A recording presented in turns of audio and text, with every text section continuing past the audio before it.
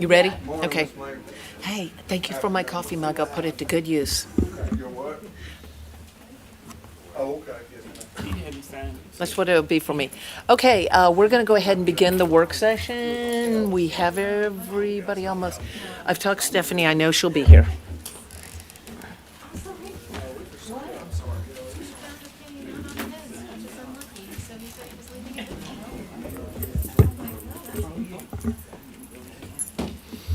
Alrighty, we'll begin with item A1, governing body contract renewal with municipal judge Keith Rollins and solicitor Robert Harker.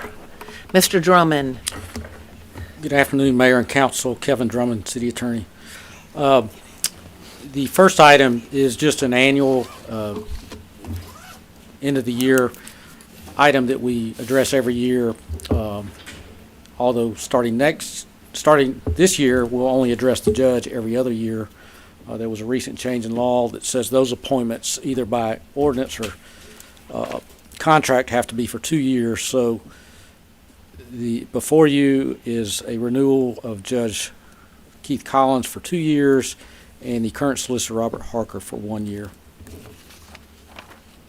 And Well, this was state legislation, correct? They passed it, I think it was to give judges some maybe security in the fact that's not every year. They've got a couple years to be a judge somewhere unless That's there's correct. a real problem. Okay. Any questions from council? Comments, questions? Can we make this a consent item? Yes. That'll be consent item number 1. Also, we may not be able to do this till the end of the meeting. I'm gonna look at both of y'all. We have never done a meeting where we're going to do consent, but we might move part of the consent to a separate meeting on a different day, which this week would be Thursday at 10. So when we get to that point, help me figure out how we're going to do that and divvy it up, if we're going to make a decision altogether, or how that's going to work. Except that I know that everything that's a public hearing will be tonight. So, if there's no other, yeah, okay. Number 2, resolution declaring emergency of sewer flow of Shoreline Lift Station. All right, and this is just a formality. On August 13th, council heard all the evidence as far as this goes. You heard from the city manager. I think Mr. Bain was here, and I've also talked to Bobby Elliott about the emergency need for the improvements at the Shoreline Lift Station. This is simply a formal recognition of what was already decided in August. If there's any questions, Mr. Bain is here, but otherwise I think that could also be moved to the consent. So this is the formality, but part of the reason of it being an emergency, which is said in the resolution itself, has to do with capacity and how quickly we were reaching that capacity. And this seemed to be something that we found out. Yeah, I was going to say it was at least July, because I remember Jeff was here and you were here. So it was at least a week into July that we started getting information of what the situation was at the north plant, and this was to direct everything to the west plant. And time is of the essence, my understanding, because to handle it differently, and correct me if I'm wrong here, otherwise we would have to go through a process. I don't know if that would be a bid process. You tell me, what is that process that would make it long, that necessitated that we act quicker based on the fact that it's emergency? If it weren't an emergency, we'd handle it differently. It was correct. Essentially, it was not only the bid process, it's putting the packet together, it's the entire 30-day notification, it's then reviewing all the bids, selecting a correct respondent, having that pre-bid meeting. This not only was a budget issue, it was also a timing issue. And it was around July, August. John Bain was directed to look at all developments that are entitled, that we have information on regarding number of units, and to propose out and predict out what capacity looks like over the development based on when we know those units are coming online. And that is when it truly alerted us to the condition both at the north and west plant in terms of capacity. And that's been, and I want to explain mainly because that's been such a hot topic for citizens, because everybody knows we're kind of struggling in the water and sewer, and how do we balance that with the growth? Okay, Correct. all right. Any questions from council? Yes, So- Councilman. I mean, are we ratifying, with this declaration, are we ratifying some purchase or act? Maybe I'm misunderstanding that there. Yeah. What, If you look at near the bottom of that resolution. Okay. This was a formal recognition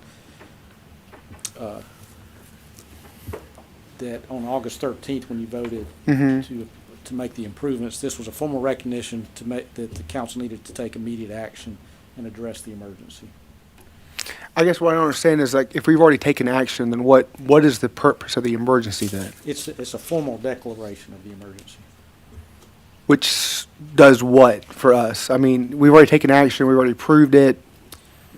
So It needs to what's be- the benefit of being an emergency? The statute states that it needs to be in the minutes, so this formalizes the action taken.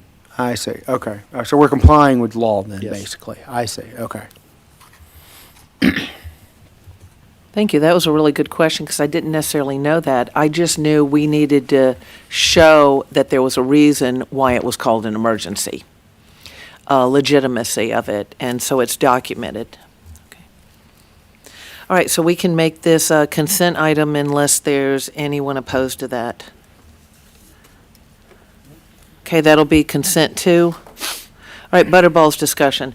All right, just real quick on a history on Butterballs.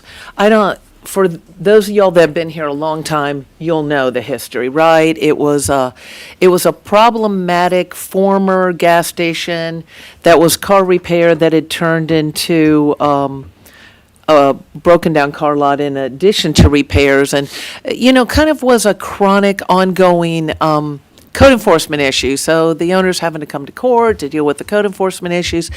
It was 14 or 15 that the city purchased it, actually got a good price because of the way they did it with like tax credits. So we're based on the value of the property and what it was appraised at, the city was able to purchase it. About at the same time we were doing the downtown Renaissance plan, where we had Carl Vinson committee that came out to assist us, great citizens input on what we wanted to see for our downtown.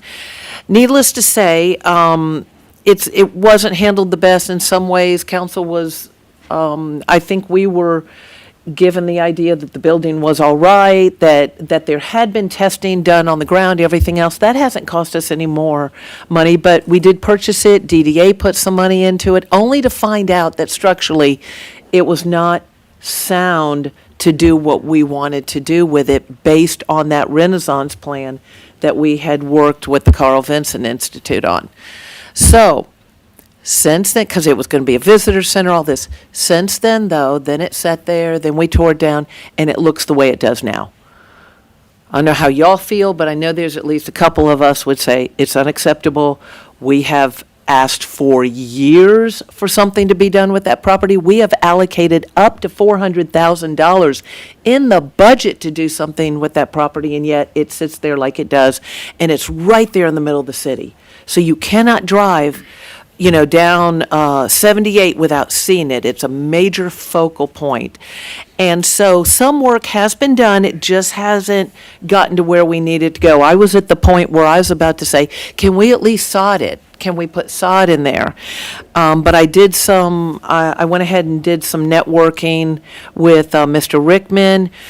He and also Falcon Design. We remember being a meeting. Remember back with the former deputy city manager talking about what we could do there if we couldn't afford a whole brick and mortar, what we could do temporarily there.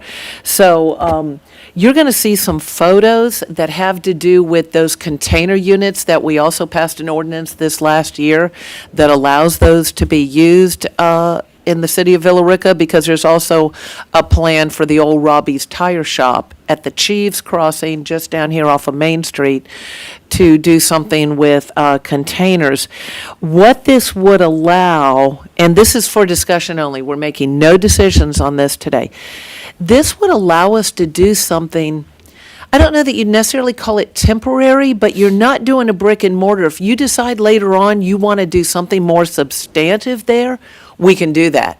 I mean, this can be put up, but it can also be undone, unlike what you would do with demolishing a building or something like that. You pick up these units and you move them elsewhere.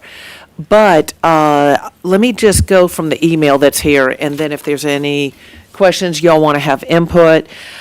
At the very least, we need to make sure that that area looks acceptable to be in our downtown while we're trying to revitalize everything, and we have new restaurants opening up.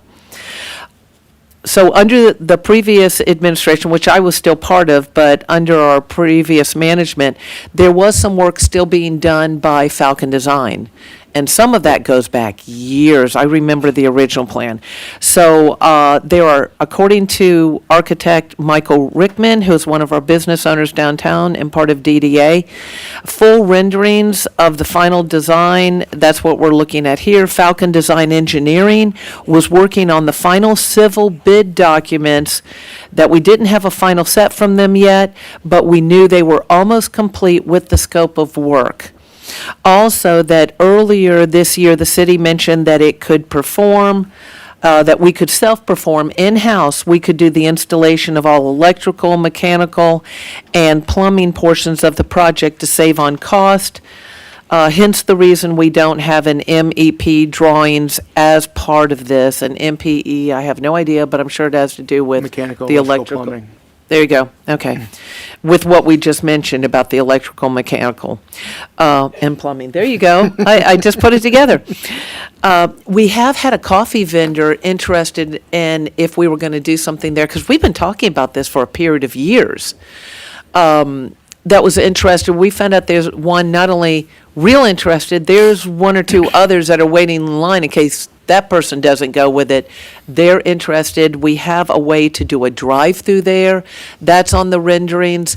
So I just want council to have a chance to have some input on this, and what do you think? And I know it's not in the budget, but the last thing I want to say is, I know that the money we budgeted in that, because I probably have it in email somewhere, with former deputy city manager, when I questioned what happened to the 400,000, well, it would have been rolled into fund balance.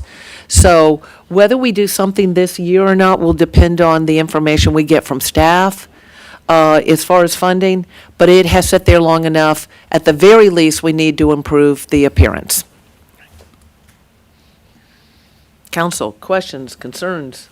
Well, I think, Mayor, I mean, it's been almost a year and a half since we had that meeting with Mr. Rickman, I think. I can't remember how long ago it was, but. At least. I mean, did he give any indication in your conversation with him about how close we are to maybe breaking ground on that? I mean, I guess he's expecting these plans to come in from Falcon, and then we're ready to go? Yeah, and we'll Is that- check with staff on that. Basically, his last thing was, everything is literally teed up to pull the trigger on this effort. Yeah. Just need the city to advertise an RFP for a general contractor. Okay. So I guess we just get the, that's Yeah, what we do then. I know. And obviously, we've had a change, so we'll be looking for you to talk to Falcon to see, do we have that already, or are we still waiting for it?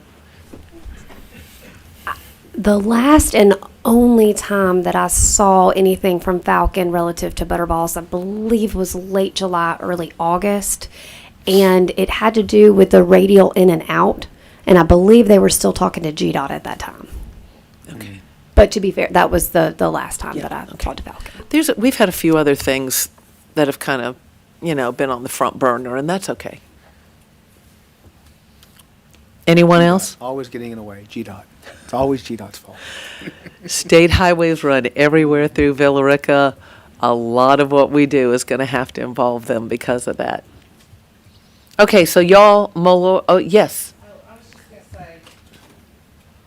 say, I have two things, because I know this has been an issue for a long time, that, in my understanding from a couple of years ago, was that there was some questions about how it was acquired from the city. I do not remember it being like, oh, it's such a good deal. Let me say that. Secondly, where is the money at right now? Is it something we're going to have to rearrange in the budget in order to cover this, or is it in the fund balance?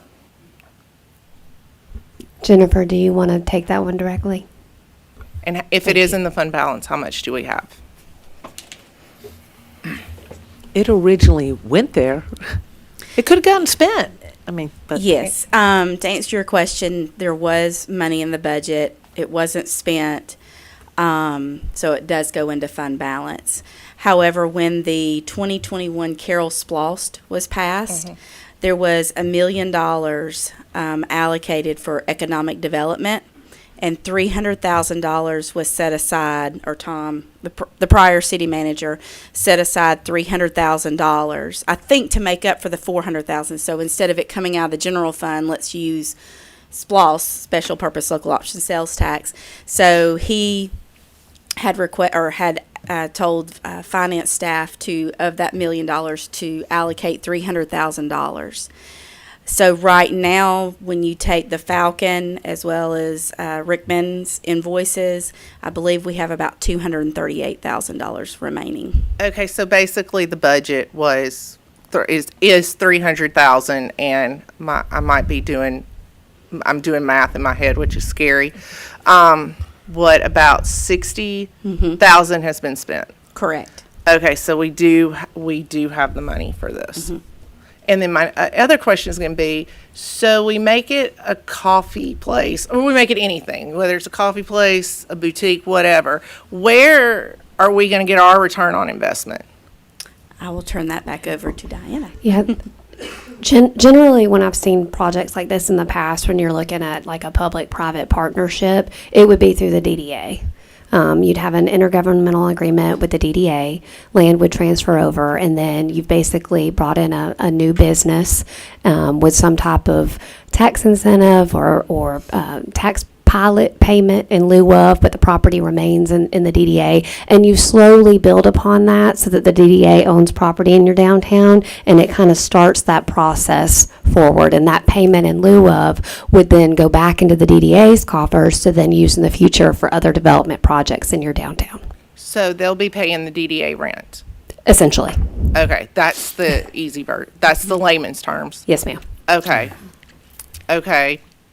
All right, I'll be quiet for a minute. Good questions, because it brings up the DDA, and that's how you work on revitalizing your downtown for every city that we've gone to that's done it, whether it be Swanee, Woodstock, or whatever. Yes, ma'am. So I know we already have the shipping containers coming into downtown, but I don't recall, I don't recall discussion on exactly what our city ordinance would allow for. I mean, obviously, it would allow for it if we've already got some coming in. Robbie's is what it is. But what exactly is the ordinance for these shipping containers in the downtown district? Yeah. Mr. Rickman actually initiated an ordinance change, I think specific to, not just specific to this project. It would allow this project, but it would allow other things in downtown areas. So this project would be allowed under that ordinance that, and I'm thinking it was about 18 months ago, 12 to 18 months ago when that came before the council. I'd have to look back through the minutes to see. So it was probably before my time then, which is why I don't No, recall. I thought I it was think like it was in the earlier last this year. summer, I thought. It could have been. It's been a long, But that's long okay. year. Yeah, it's been a long I year. can feel barely like- keep track. I feel like it was just a few months ago, but maybe I think it was at least You know what? last year. it might have been, because like I'm saying, even that meeting that you were referring to, I felt like it was just a few months ago, but you're right, it was about a year ago, so maybe it was about that time then. Yeah, I believe it was probably before my time. And the only Yeah. reason that I ask is because I know in the historic downtown district that there are a lot of rules and regulations as far as what's allowed in downtown. So that's the reason I ask. Yeah, it definitely was before 24. I'm thinking it was 23 sometimes. Yeah, I think it was Well, 23. good. I'm glad that there's a reason why I don't recall that change. Yeah, I think it was 23, and we approved, a company came in that was building containers doing stuff with Yeah, these containers. And Mr. Rickman is actually the one that presented the ordinance change to council, so. Thank you. Councilman McCoy? I just wanted to bring up another point to kind of go back to what Stephanie said, but I do remember in that meeting, which I think was about 18 months ago, that there were 3 different designs, and a couple of the designs were very modern, and I remember as the council talking that the point of the shipping containers was so that it would go with kind of the railroad theme, because one was like an A-frame modern, and it just did not go with downtown, and we were concerned that it wouldn't meet the requirements. So I wanted to throw that out there. Thank you. Anyone else?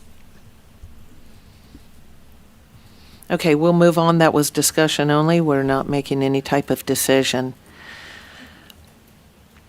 All right, building development, Villa Rica Civic Center and Sports Complex, scoreboard replacement. Those things are only about, what, 20-something years old? They're Yeah, at around least. there, yes, ma'am. They are quite old. And good afternoon.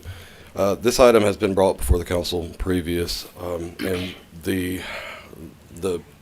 Did you introduce your, I'm sorry, Nick Griffin, Deputy Director of Building Development. I apologize. So the city and the council approved awarding this project to company Major Display Inc. We engaged with this company. It took a few weeks to kind of iron out some details, and then the company sent over their contract. They requested a material draw, and after reviewing the contract, that company proposed a different controller than what the city had specified. So there was a table in the RFP that had the exact model number. They did bid on that exact model number. And so we tried to work with this company to let them know that we are going to require what we requested. They were unable to furnish that, so that disqualified Major Display Inc. The next bidder would be Signworks Pro. Their bid was $84,680.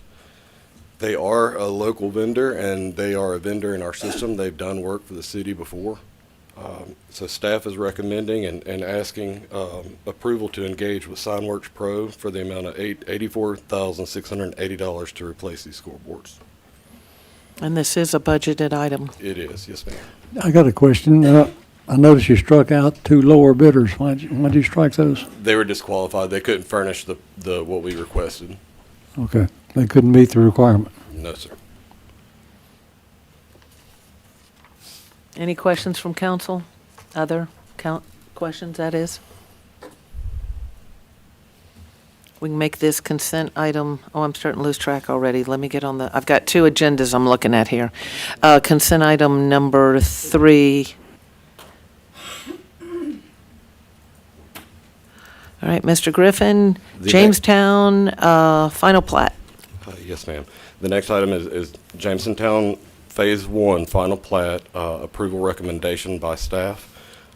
City staff received their plat application and have been working with this developer on getting all the requirements. The city's received a $323,000 bond. There has been a $5,520 payment for the first year's worth of street lights. They have paid Georgia Power for the poles. We have the receipt for that. Public Works and Utilities Department and Community Development Department have all approved and signed off on this plat. Staff is asking the council to approve the final plat for Jamestown Phase 1. They changed the name. This is behind, I'm thinking right, Bojangles. Yes, I did ma'am. my whole packet last week, and I'm just trying to they had changed the name, so that's what we were calling Inline. So it's that development back there, just so people will know, behind Bojangles. If you drive over there, you'll see where they've done a lot of clearing and work. This goes back a period of years, so. Yes, ma'am. Okay. Questions from council? Nick, I know that this project, I recall there being zoning stipulations, and I don't see them on the plat. I think that was a recent thing that we did in our development regs, is that we put zoning stipulations and conditions on the plats. Okay, I apologize for that. I did not catch that. Beyond that, I guess it looks fine from my perspective. I apologize. I You're remember fine, you Nick. mentioning to Bobby last Yeah. last council meeting about a plat. You're fine. Just real quick, that is also the development that originally Tanner had owned. Tanner donated, correct, the back part of it for a passive park. I think they hit a lot of rock. I don't know, I know I'm looking for somebody who's been here a few years. Yeah, you're correct, Mayor. That's correct. Okay. You're correct. For a passive park. I didn't know if we had any additional information on that, but that is supposed to be available to all citizens. You know, obviously the people that build there. We have rock everywhere. I mean, like a miniature stone mountain or something. It's all there. It's just all underground because it seems like we run into rock constantly. But just a little side note that there is supposed to be a park eventually back there, walking trail, that type thing. Yes, Councilman Momtahan. Nick, also, I recall as part of the stipulations on this that there was supposed to be a contribution to the improvement of the South Carroll Road, Tolbert Road intersection. Have they, and you mentioned they had paid their bond, but have they made their contribution to this, to that intersection improvement? I will have to get back to you Okay. on that. If the plat is approved, I can hold building permits and Right, correct. put a correct. condition on any kind of permitting to make sure and ensure that we do get that contribution. Okay, thank you, Nick. I don't think we do impact fees, but that kind of had to do with all the additional vehicles that will come out of there onto, it's not still called South Carroll there. What's it called? Oh, South Carroll and Morse Ferry come in and. Yeah, and Morse Tolbert all Ferry that. and Yeah, Bivens, all that over there, trying to keep those straight, is that they would be coming out, and there's also that very weird juncture of road there by the Social Security Building in South Carroll, and just that there would be something coming from them to allow for some improvements because of the impact they were going to have. Okay. Yes, Councilman McCoy. If I'm understanding the exchange between you and Matthew correctly, are you saying that we put in a stipulation and that it's not on this, that it could have been missed? It could have been missed. I truly could have missed requiring them to put that on that final plat cover sheet. Okay, so what would have happened if they didn't put it on the final plat cover sheet? I'm looking, As council, I would always prefer anything that we want to enforce later on the developer, that it be on the plat. I can make those changes. Okay. Present it Thursday. That hasn't always been, I'm sorry, that hasn't always occurred, but it's still enforceable, is it not? When it's in the meetings and it's been agreed to by them and we passed it with that stipulation, but it can get missed if it's not on the plat, and so we still have a And we problem. could end up in court for 2 years arguing whether it's enforceable because it's not on the plat. Okay, Very good. all right. I'll make those changes and come back Thursday. All right, so because we're doing that, are we putting this on consent agenda, being that we still want to make some sort of, make sure some sort of I feel more changes? comfortable we clean it up before we Yeah, approve it. okay. All right, so we'll go ahead and carry that over to tonight. Thursday, I'm sorry. All right, so I need to have a code on my thing here for what's, I'll just put T for Thursday, there we go. All right, so that'll go to the Thursday meeting. All right, Rivershire Place final plat, this is the property over off of Industrial Boulevard near what is now our current fire station. And if you haven't gone in and toured the new one and you missed Saturday, I'm sorry, but you'll still want to see it. Where those guys have lived in that shoebox, kind of in swampland over there, we have the busiest fire station in the county.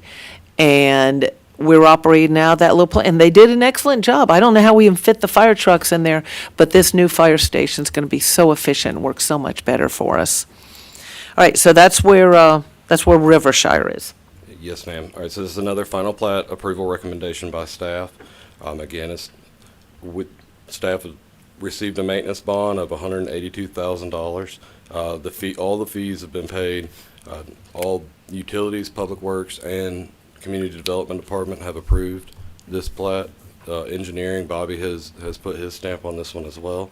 This is the second phase. Phase 1 is currently being built. It's a 96 unit phase, and staff is recommending approval of the Rivershire Phase 2. Questions from council? I mean, my question would be the same regarding the zoning stuff. I do see the letter of decision on here. I don't recall if this development had zoning. This is the one over off Leggett, is that right? Yes, sir. And this is phase 2 as well. It is. I don't recall, but I mean, if you could check for us. Absolutely. Yes, sir. Appreciate it. Thank you. Not a problem.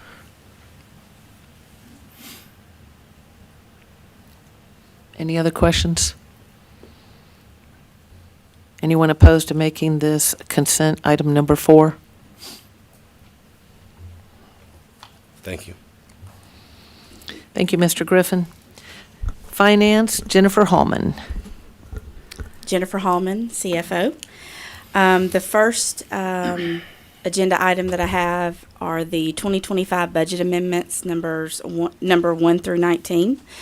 I'll just briefly go over each section. The first, 1 and 2, last council meeting, y'all approved the GERMA First Responder PTSD program. It's a policy, insurance policy that we are required now to carry. Each government entity is required to carry. So that policy was approved last meeting. This is just the budget amendment that goes along with that. We are taking the funds out of the contingency, $8,584, and placing it in the police department's liability insurance line item.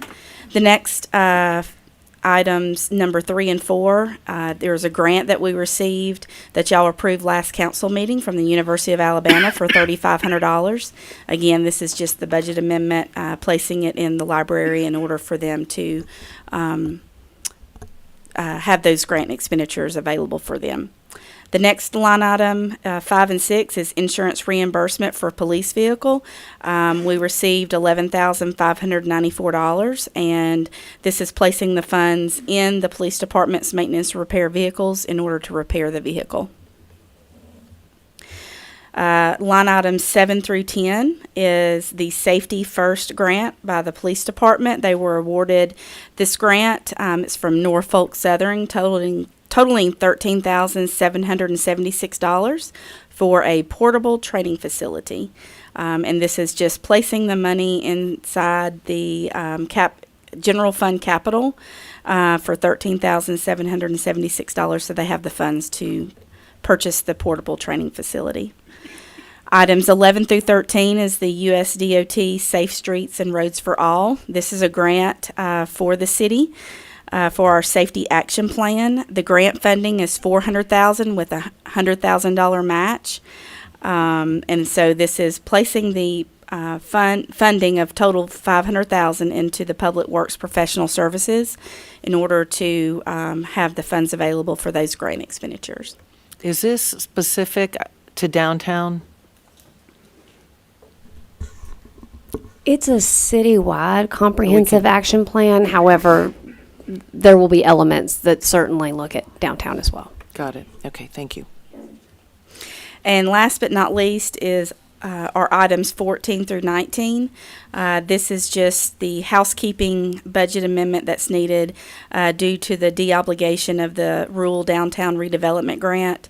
This just removes the revenue and the associated expenditure for that grant, and places the match that was originally came from the general fund of $567,926 out of the grant fund, places it back into the general fund's fund balance, where we will use those funds probably for either the Fortune Parkway or the Cleghorn Anderson, or Villa Rica connector.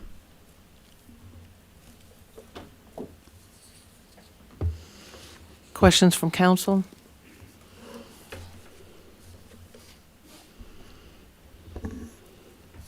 Anyone opposed to making this consent item number 5?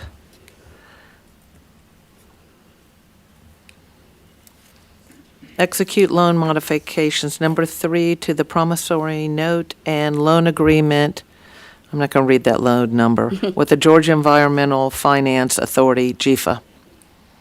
Okay, this is modification number 3 for our GEFA loan that has to do with the North Avenue Waterline Extension Project. We've had 2 prior modifications This is just changing the completion date. After talking with the city manager as well as Matt Smith, our city, or not our city engineer, but our consultant engineer, we pushed the completion of the construction to be May of 2026, where it was originally from the last modification, April of 2024. What were modifications 1 and 2? Dates. Just dating, okay. Mhm. You can see modification 1 on the cover sheet. The original completion of construction was December of 2021. Modification 1 changed it to December of 2022. Modification 2 changed it to April of 2024. And so this is modification 3. This is, GFA has changed their rules in regards to modification. They allow, now they charge after the first modification. So we were grandfathered under this particular one because it was prior to them changing the rules. So we didn't have to pay, or the city's not having to pay for this modification. But if we have to make another change on any of our GFA, which I don't really see any of the others except for this one, if we have to make another modification, I believe it's $25,000. Well, and maybe rightly so, because when I looked at this, I mean, I'd have to hear the argument on both sides. When I looked at this and saw how many times we modified that, and that used to be my city council ward. And so I'm telling those people what I'm being told, that you're next on the docket to get that water line. You're actually going to be able to take a shower and flush your toilet at the same time and have water. And so I'm telling them it's going to get done, and then it's modification. And I would imagine that if GFA is loaning us, and they loan us the money sometime at almost nothing, really low interest rates. So if they loan it to us, they're not loaning that money to somebody else, what they're loaning to us. And if we don't act on it, then that's a problem. So I can see where there'd be some kind of penalty. I won't argue what it should be.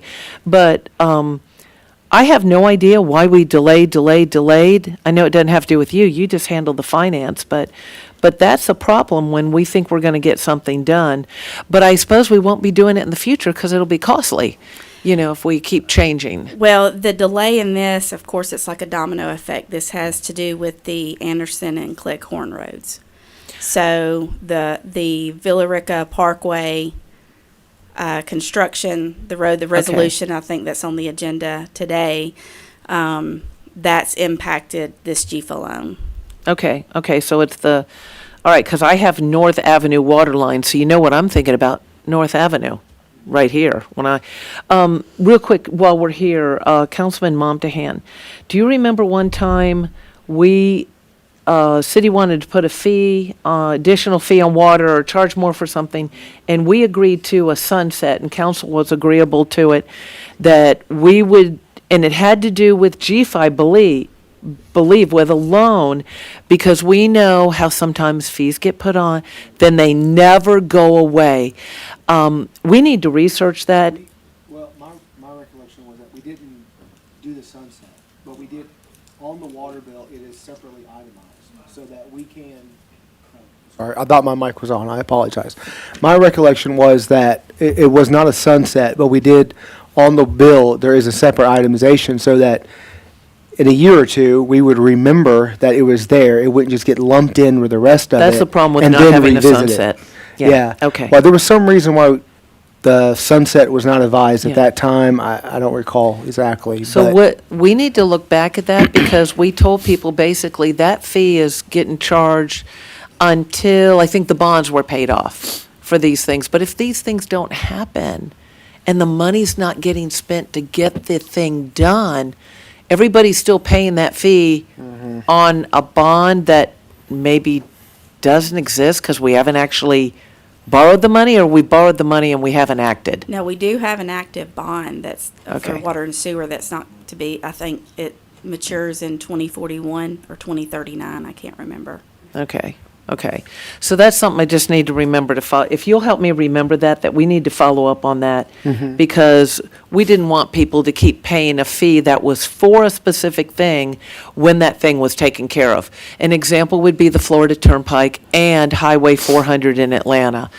People were told, when the road's paid for, you won't have toll booths anymore. Well, that was decades ago, okay? It was finished decades and decades. I was a kid, it was finished. 400 in Georgia, same thing, remember? Then there was all that hoopla, because people said, wait a second, you told us once it's paid for, we weren't going to have that toll booth, and they had to do it. That's what I want to make sure doesn't happen here, that people are still being charged for something that we told them was eventually going to come off. That's all. Any other questions from council, concerns? Yes, Councilman McCoy. So, we don't, my understanding correctly, that the fees are gonna end whenever we pay off the bond? We'll have to look back at it, because Yeah. I don't think Okay. any of us Look back. remember exactly. So, but when the bond comes to maturity, that'd be like, say, 2040. So that's, so in theory. In theory, That is correct. when the fees would come off. No matter when. Unless this- we issued more bonds. Okay. Okay, no matter when this project is actually completed. So if it was in a weird world, if it was completed in 2036, it has no bearing on the fees, depending on what you find out with what we did. Am I When you understanding? say no bearing, Like for instance, because this has been delayed, and people are still getting charged, which is not right. But if it wasn't dependent on when the project was actually done, if it was dependent on when the project was actually paid off, and that's what I thought y'all were saying. Am I misunderstanding? No, I think it's two topics. Okay. So the GFA loan is more for a very specific area in the North Avenue, Church Street, Cleghorn, Anderson community. I think what the mayor and Councilman Momtahan were discussing was a capital fee charged Okay. relative to revenue bonds. Is that correct? So two separate issues. Not noted, right, that the construction needs to progress. We need to move forward with this. And absolutely, as we look at rates and fees, and we'll bring forward some information about tiers and rates and fees in the future, we're looking at that capital component included with it as well. So is it safe to assume the project hasn't been done because it's trying not to throw good money after bad by waiting till the connecting road gets torn up before we tear up another road? A lot of it was permanent easement acquisition. Okay. Okay, that's all I want to know. Thank you. And North Avenue, we do know is going to be really complicated. It's under the road, trees, the setback, it won't be easy to deal with.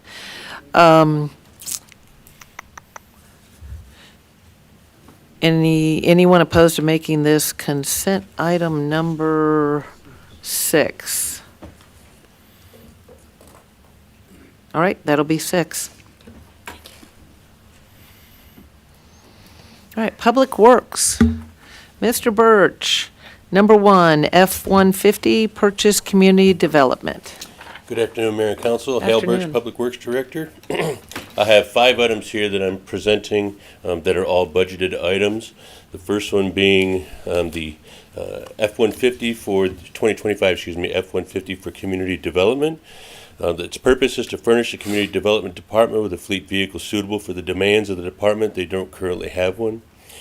And the council had approved $53,550 in the budget for the procurement of this additional vehicle.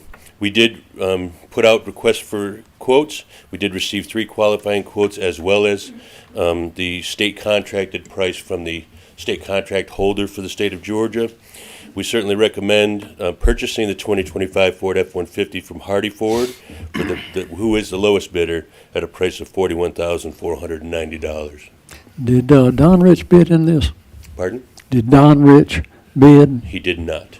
I was waiting to see if that question got asked. Well, yeah, we like to keep in the city if at all possible, if they So can we reached qualify. out to Bart multiple times. We actually extended presenting this to you for an additional 30 days to give him time to do that, and he elected not to. Yeah, they were given the opportunity. I had the Okay. same question. That's why I was Yeah. wondering. I knew you All would right, probably I just need ask. to know that. Thank you. Any questions from council on item number 1? Anyone opposed to making this consent item number 7? F-150 for customer service. Correct. This next one is identical in verbiage with the exception of for customer service as opposed to community development. And it is the exact same price, exact same truck. We recommend purchasing it from Hardy Ford for $41,490. It appears everyone's having a problem beating Hardy Ford, just looking through all these. Correct.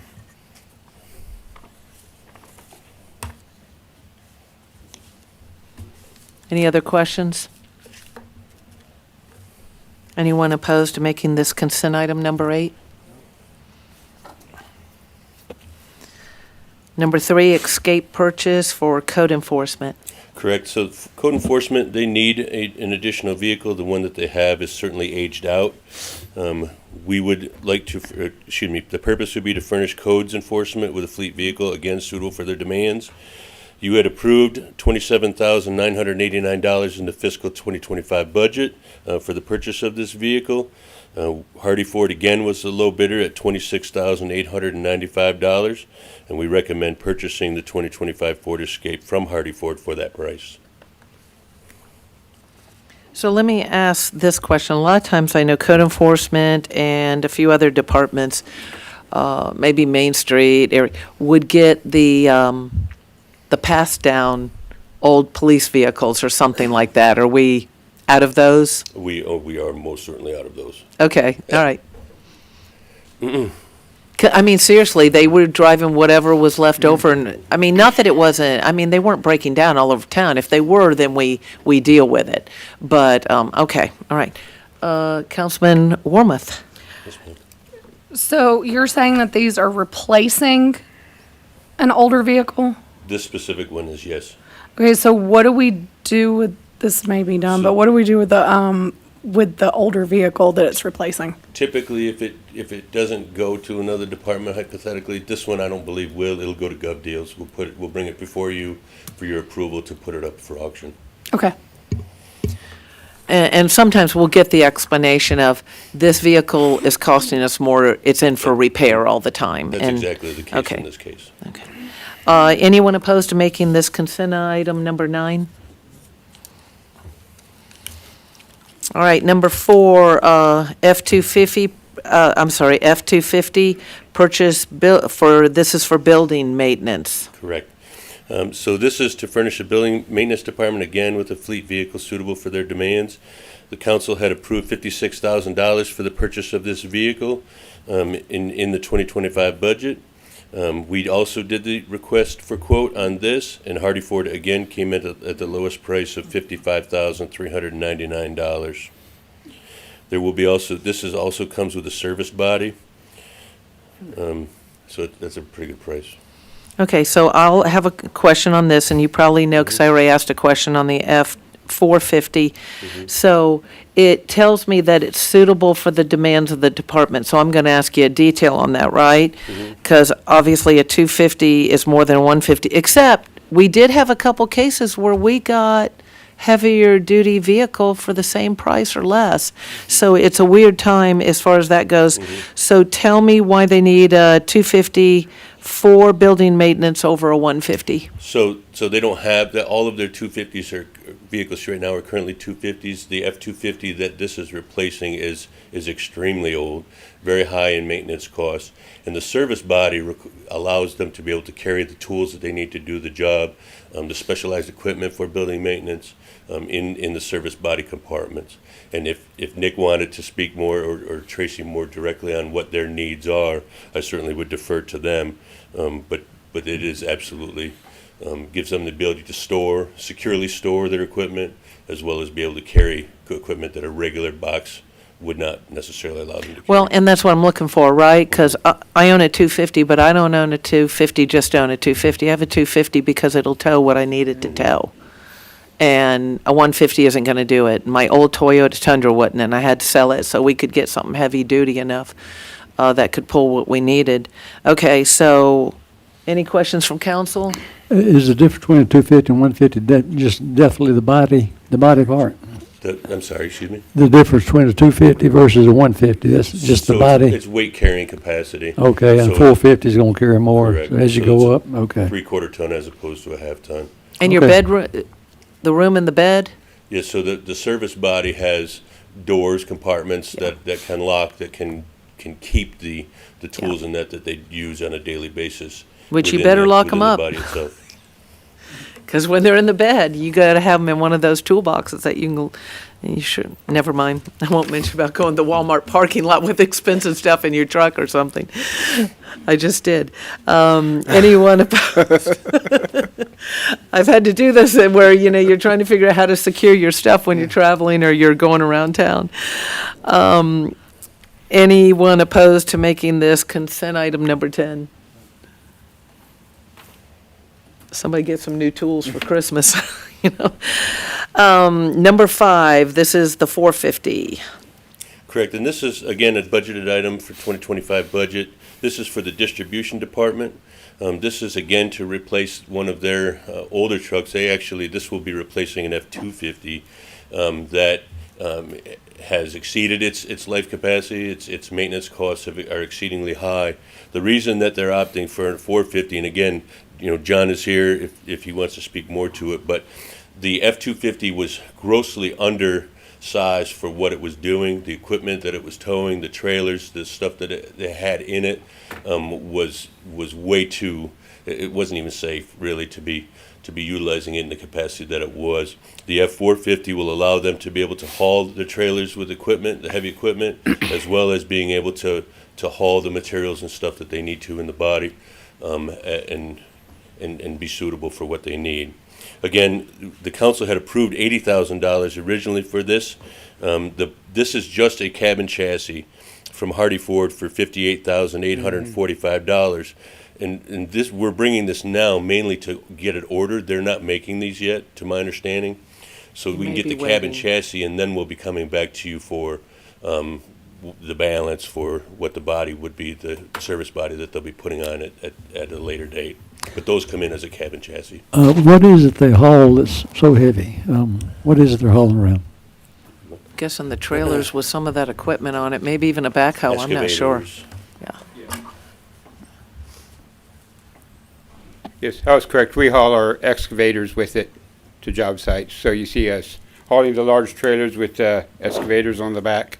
That's what we haul it with. And the 250 just isn't sized appropriately to haul that excavator.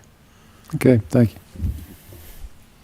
Now, I'm not an expert on this, but I know what happens when an RV salesperson tells you you can tow a certain trailer with a minivan, and then the next thing you know, you need a new transmission. So as long as I have y'all's word that that's what you need to do the job, then I'm good. We just need to know that, right? So we can be, I guess, frugal with the citizens' money, but at the same time, we need to have the right equipment. Anyone opposed to making that consent item 11?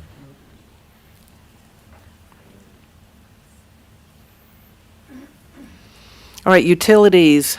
Mr. Bain, number 120 water contract renewal. 120, is that right? Is that what that? Yes, good Okay. afternoon, John Bain, Utilities Director. This is a renewal of an existing contract we have with 120 Water. You may recall 120 Water is the firm in which Georgia EPD engaged with for the new lead and copper monitoring rule improvements program. So we have contracted a couple years back with 120 Water to assist with the inventory management relative to requirements that were due on October 16th, 2024. That was a rule that took place in October of 2021. So we engaged with 120 Water a couple years ago to help us get that project underway and going. We did meet the minimum requirements that were needed to be completed by October of 24. And now we're looking into the next set of requirements that will be needed to be completed during this 3-year phase, as there are new rules coming out in October of 27. So we want to be as proactive as we can on that and get as far down the road with these requirements. So when those new rules come out, we'll be well placed to meet the requirement of Georgia EPD. So this is simply a contract to do. I did notice, although it is a budgeted item, and the 2-year agreement is $31,701.060. I did notice that the annual amount is actually $15,850.80 per year, and not the 15,180 per year as noted at the bottom of the page. So, the one's staff for- recommendation is that we move forward with this at 15,850.80 per year, as opposed to what the motion reads. Okay. So in layman's terms, even though it says Georgia EPD, isn't this really coming down from the federal government about these checking for the lead piping? Yeah, it's a rule enacted by EPA, which in Georgia's case, it goes to the Department of Natural Resources. Georgia EPD is a division of the Department of Natural Resources and the enforcement agency relative to that. So when we talk about monthly reporting and submitting our reports, we essentially send that to the Georgia EPD. We don't necessarily send it to EPA. But EPA, being over the nation, has these rules in place that all utilities are required to follow.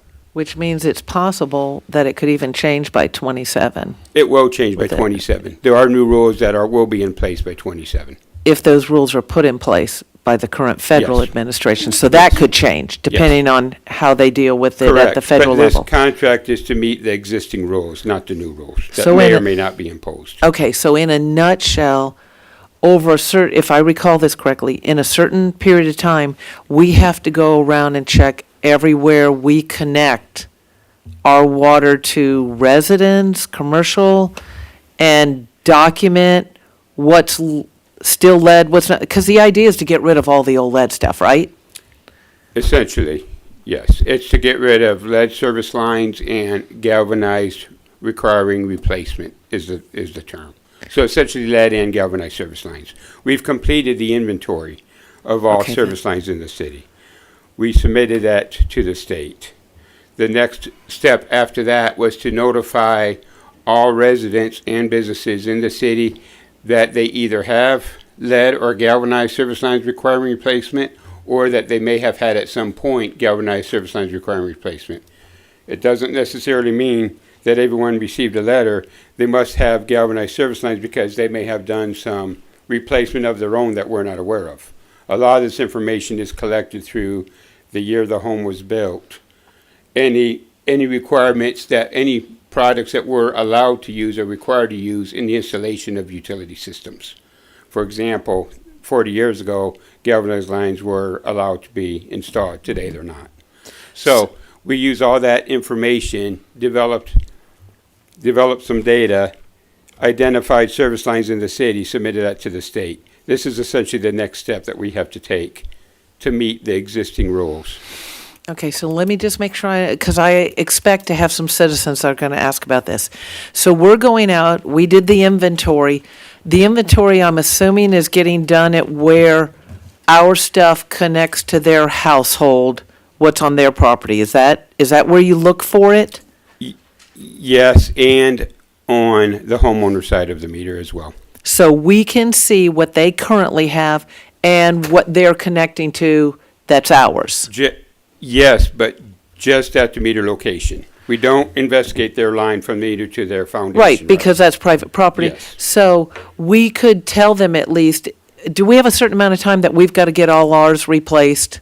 If we find lead at our side of the connection, are we then, within a certain period of time, have to We replace all that? essentially need to replace all of our lead and galvanized service lines in 10 years.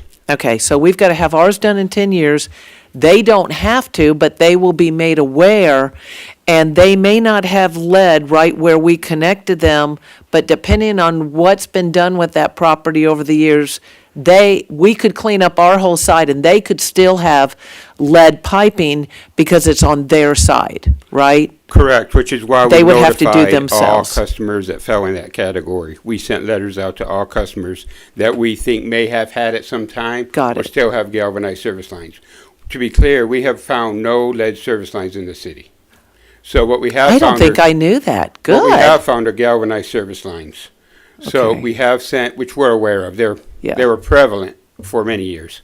Okay, So we identified all the locations in the city that we believe have or had at one time galvanized service lines. We sent letters to all those homeowners to let them know that we will be replacing our side of the service if required, and to let them know that they may want to investigate their side as well. And then if I had an old house as a citizen, then it's on me to go ahead and get my pipes checked if I'm concerned about having lead. Okay, all right, thank you so much. I appreciate that because it's a complicated topic, but lead in the water, lead paint, that matters to people, you know, what's in the water. So, okay, thank you. Although I know we do water testing for city water, still going through the pipes. Anyone opposed to making this consent item number 12? I'm not opposed as long as they fix that number. It is fixed now. Yeah, Okay, so the thank you. motion is correct now. Yes. It'll be 850. 15,850, Yep. 80 cents, okay. All right, Weatherstone Lift Station refurbishment. Good afternoon. Eric Brose, Wastewater Operations Manager. Thank you. Currently at this location, we have a lift station from the 90s. It's a Smith & Loveless lift station, and it's reaching the end of its service life. This project would include replacing the force main off of Pool Road all the way to Edge Road. It's currently a 4-inch force main. We would convert this to a 6-inch force main. And then back at the lift station, we would be removing the old lift station and installing 2 submersible pumps, a control panel, and a valve pit as well. Staff reached out and received 2 quotes for contractors for installing it, with Grizzard and Associates being the cheapest of the 2. We also reached out to our designated manufacturers for our pumps, and Hydra Services and Amtech were the cheapest options of those. Altogether, the total amount requested is $1,094,414.84. Any questions from council? Yeah, I noticed their bid shows $1,842,000, and then the tab bid shows $1,027,842. So it's $27,000 difference. Correct. There's another sheet attached to there from Simonton Engineering, who reached out due to budgetary reasons. We worked with Grizzard and Associates to be able to get that $27,000 down due to fact with staff assisting with the bypass pumping when they're performing that work. Appreciate that. Any other questions? Kind of have to do these things. It's not like, hey, let's not refurbish a pump that we need. All right, thank you, Mr. Brose. Thank you. Anyone opposed to making this consent item number 13? All right, City Manager, Mrs. DeSanto.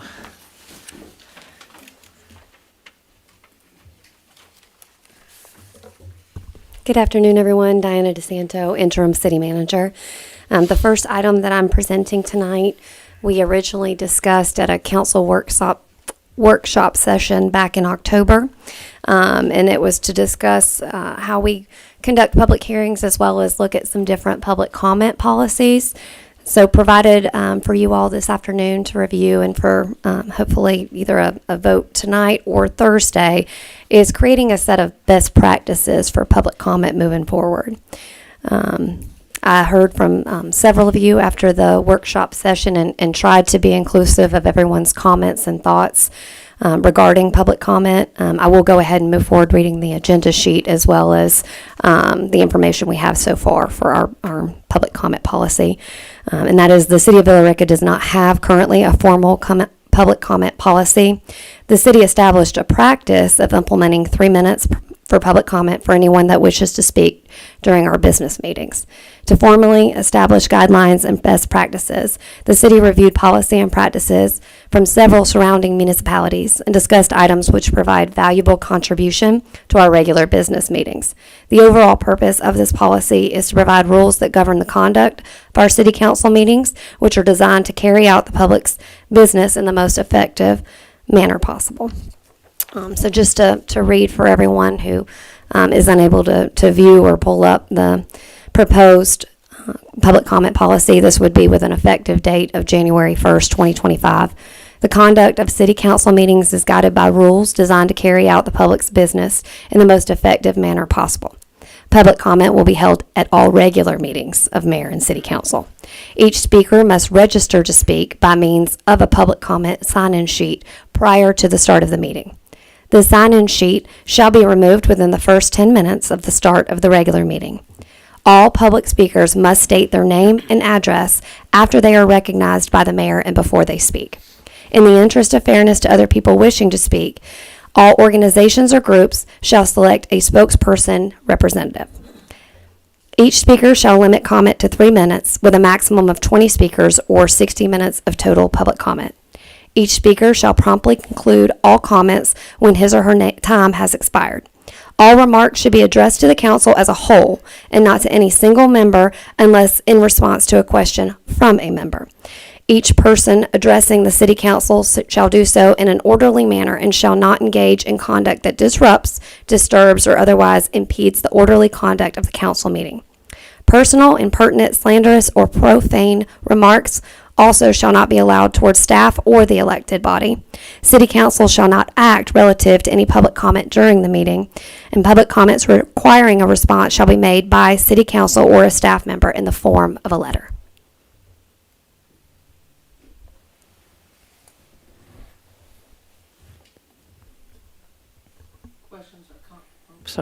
Questions or comments by council?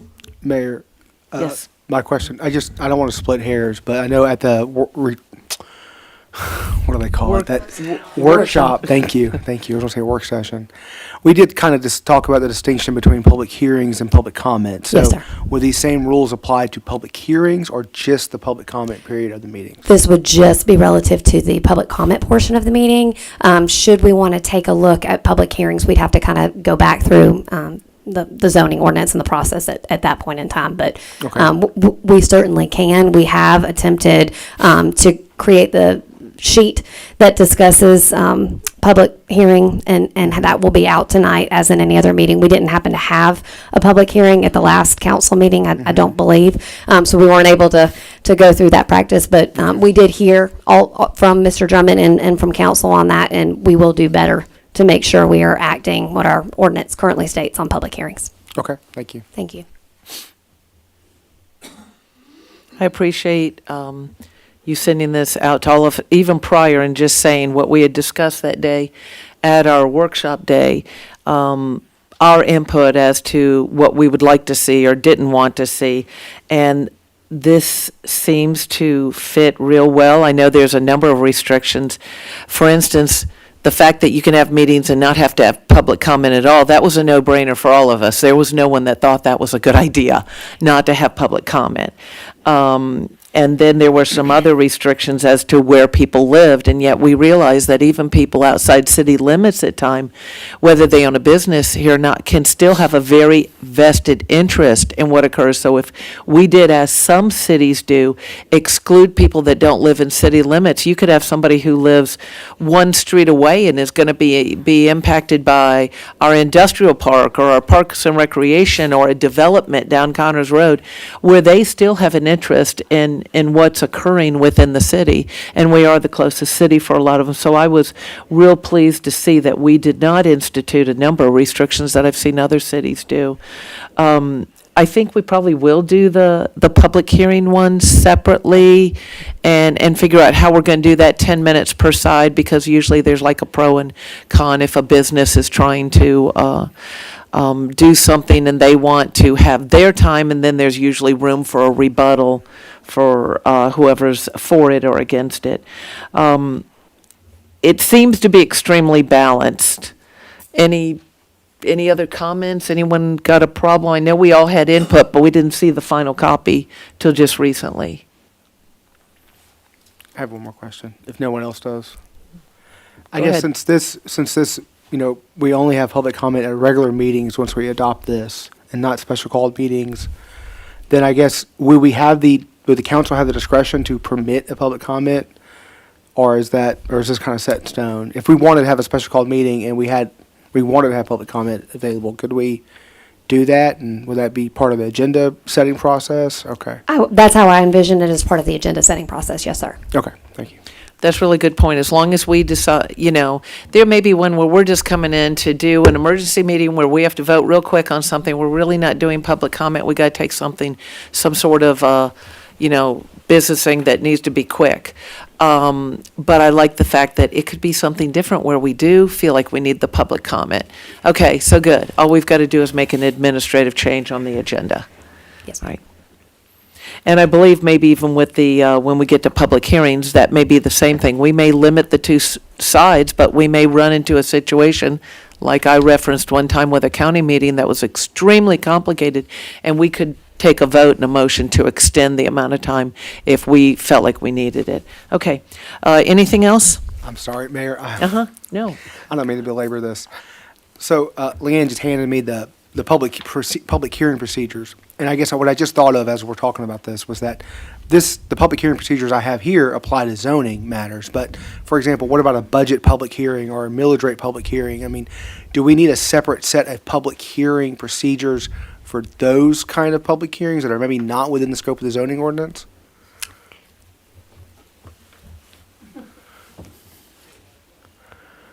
Yeah, I mean, budget's its own kind of animal. So,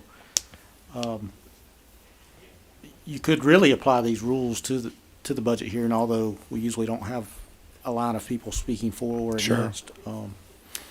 But I think if we did, we could apply the same rules to anything that came before council. Okay. Okay, thank you. I was just, want to put it out there. Thank you. Personal opinion? No. Only because when we have those meetings, we have the budget, we always allow comment, and it's never an issue. It never carries on for an hour. It's just a few people may show up and have something to say about the budget or the setting of the millage rate. So we always have them, but we don't always have them at every called meeting. I think even with zoning, you know real quick by just a look at the crowd of what kind of hearing you're going to need to have. If there's only one or two people here, you're not going to exceed the time limits or anything else. Yeah, yeah. Also. All right. Anyone opposed to making this consent item number 14? I don't oppose as long as we make the motion to approve, because there's two motions on here. There's a motion to approve and a Oh. motion to deny. So we make a motion to approve. Okay, so the consent item would be to approve it. Villa Rica Parkway Connector Resolution. Thank you. I did not do a cover sheet for this action. This action is intended to reverse action taken, I believe it was July 10th, on or about July 10th of this year. That was a formal action resolution to pause Villa Rica Parkway. So I'll read the resolution, and then certainly, Mayor, you can open it up for discussion. Whereas for a period of several years, the city of Villa Rica has been pursuing a project to construct a connector road between downtown and the Mirror Lake community. And whereas the city has created a tax allocation district, one purpose for the tax allocation district was to fund the proposed connector road. And whereas the city also obtained bond proceeds to fund the proposed connector road. And whereas the council does desire to give guidance to city staff concerning the status of said road. Whereas earlier this year, council directed the city manager to provide a recommendation for the completion of the road after having analyzed all the facts and circumstances related to the road project. As instructed, and after reviewing all potential alternate routes and analyzing all options relating to the completion of the connector road, the city manager has provided a recommended route. Now therefore, be it hereby resolved by the mayor and city council of Villa Rica that the city staff is directed to continue to negotiate property easements and acquisitions along Cleghorn, Darden, Macaulay, North Carroll, and Gordon streets. Okay, so the key points there are really at the bottom, starting with whereas, why we paused it. Yes. Even council felt like we lacked information that we needed to know. And what were required legally, what we could face legally, cost, and then now therefore resolved by the mayor and council, staff is directed to continue to negotiate property easements and acquisitions along Cleghorn, Darden, Macaulay, North Carroll, and Gordon Street. So in a sense, we're removing the pause to allow those negotiations to go on. That's correct. All right. Questions, concerns, council? Sounds like a reasonable thing to me. So my question, I mean, again, so, I mean, again, this is a removing the pause to continue negotiations. I understand that we've spoken this 100 times. We've been talking about it for a while now. And when it comes to the route, and I know contractually we're committed to a route, Correct. but will there be a quote resolution or any other action by council where the council formally approves a route? I mean, or is this it? I mean, This is would be it. The next step would be formal approval of any purchase agreements. purchase agreements? Okay. Yes, sir. So this is, I mean, we're just negotiating still. Yes, We sir. haven't authorized a route per Yes, se. sir. Okay. However, if you're coming back with purchase agreements, and let me just make this clear, because I think there's been some misunderstanding with executive session. While certain items legally can be discussed back there, we cannot vote on these type of things back there.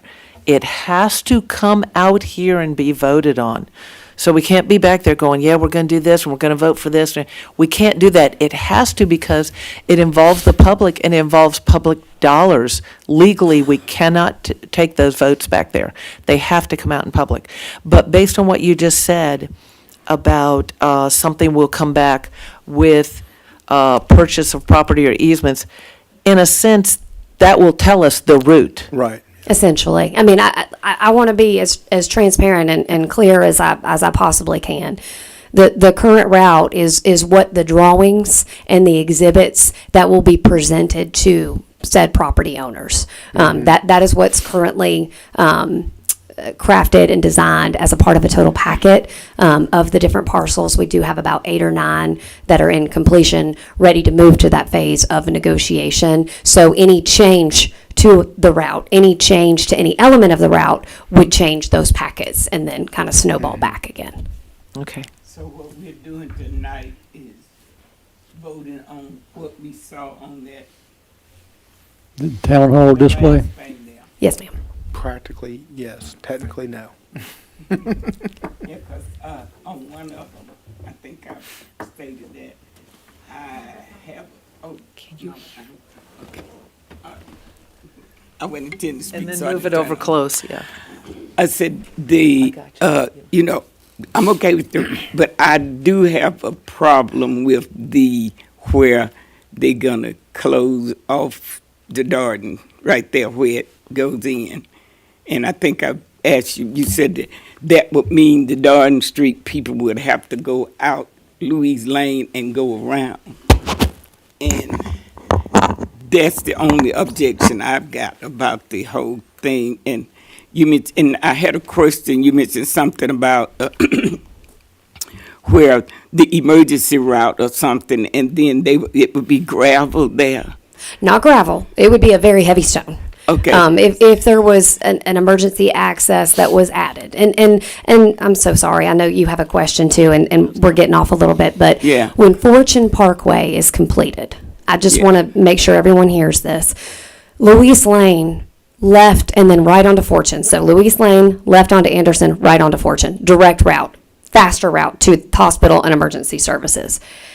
If for some reason, just as there's any other spur on Cleghorn and Anderson, because all roads off of Cleghorn and Anderson, for the most part, have one entrance and exit. Should there be something that happened to Louise Lane, we talked about an option where we could lay a heavy stone down and make sure the landscape buffer would not block it so that a fire truck or an ambulance could get over. But it would have to be not suitably passable for a regular passenger vehicle because it's not intended to be a second entrance or exit. So you're saying that it couldn't be, I guess, asphalt or whatever, the main street, it couldn't be that instead of some rocks or some. To go back would be a change in design. It would create what I can only visually describe as a wishbone. And after walking it, I haven't had the conversation with the engineers because the direction that I heard when I came was leave our neighborhood alone. We don't want anyone we don't want access. We don't want the road. We don't want it to impact our neighborhood. There was never an ask back of the engineer to tie it back. The hammerhead at the end, though, is intended because that road, Darden Street, once you cross over Cleghorn Anderson, it drops pretty steep. It's going to be a challenge to connect the connector to Darden Street without going incredibly wide with it and perhaps taking additional property. That's the explanation that needs to be heard, though, is why is that happening? Councilman Wormuth. Okay, so as far as this resolution, my concern from the very beginning was to make sure that we were the least impactful that we could possibly be for each one of these homeowners. So when you say that the next step, what would, let me, hang on. Once this resolution were to be approved, the next step would be exactly what? Like what would come back before council? Purchase and sale agreement. And at that point,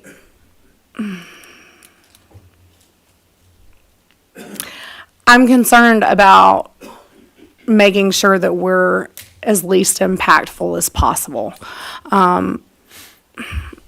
I don't know that there's really any for sure answer as to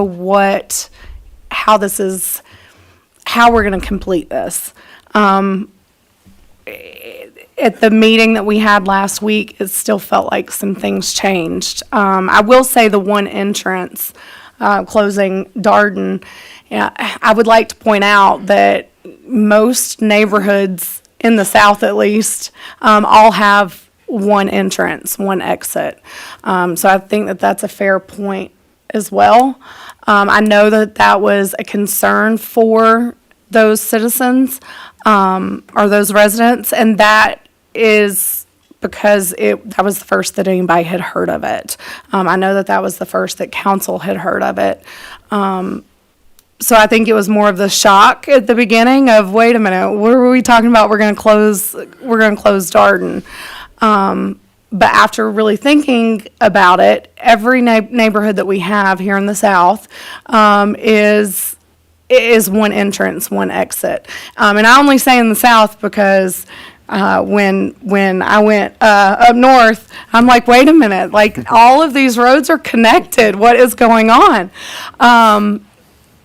But so I think that that's a fair point to make, is the exiting at Louise Lane. It's not any different than how other neighborhoods are here in Villa Rica. But again, my biggest concern with approving any kind of going ahead and resuming with this, my concern is making sure that we're as least impactful as possible. That's been the biggest concern, is that we were taking this big parkway right smack dab in the middle of this community, and in which case would be extremely impactful.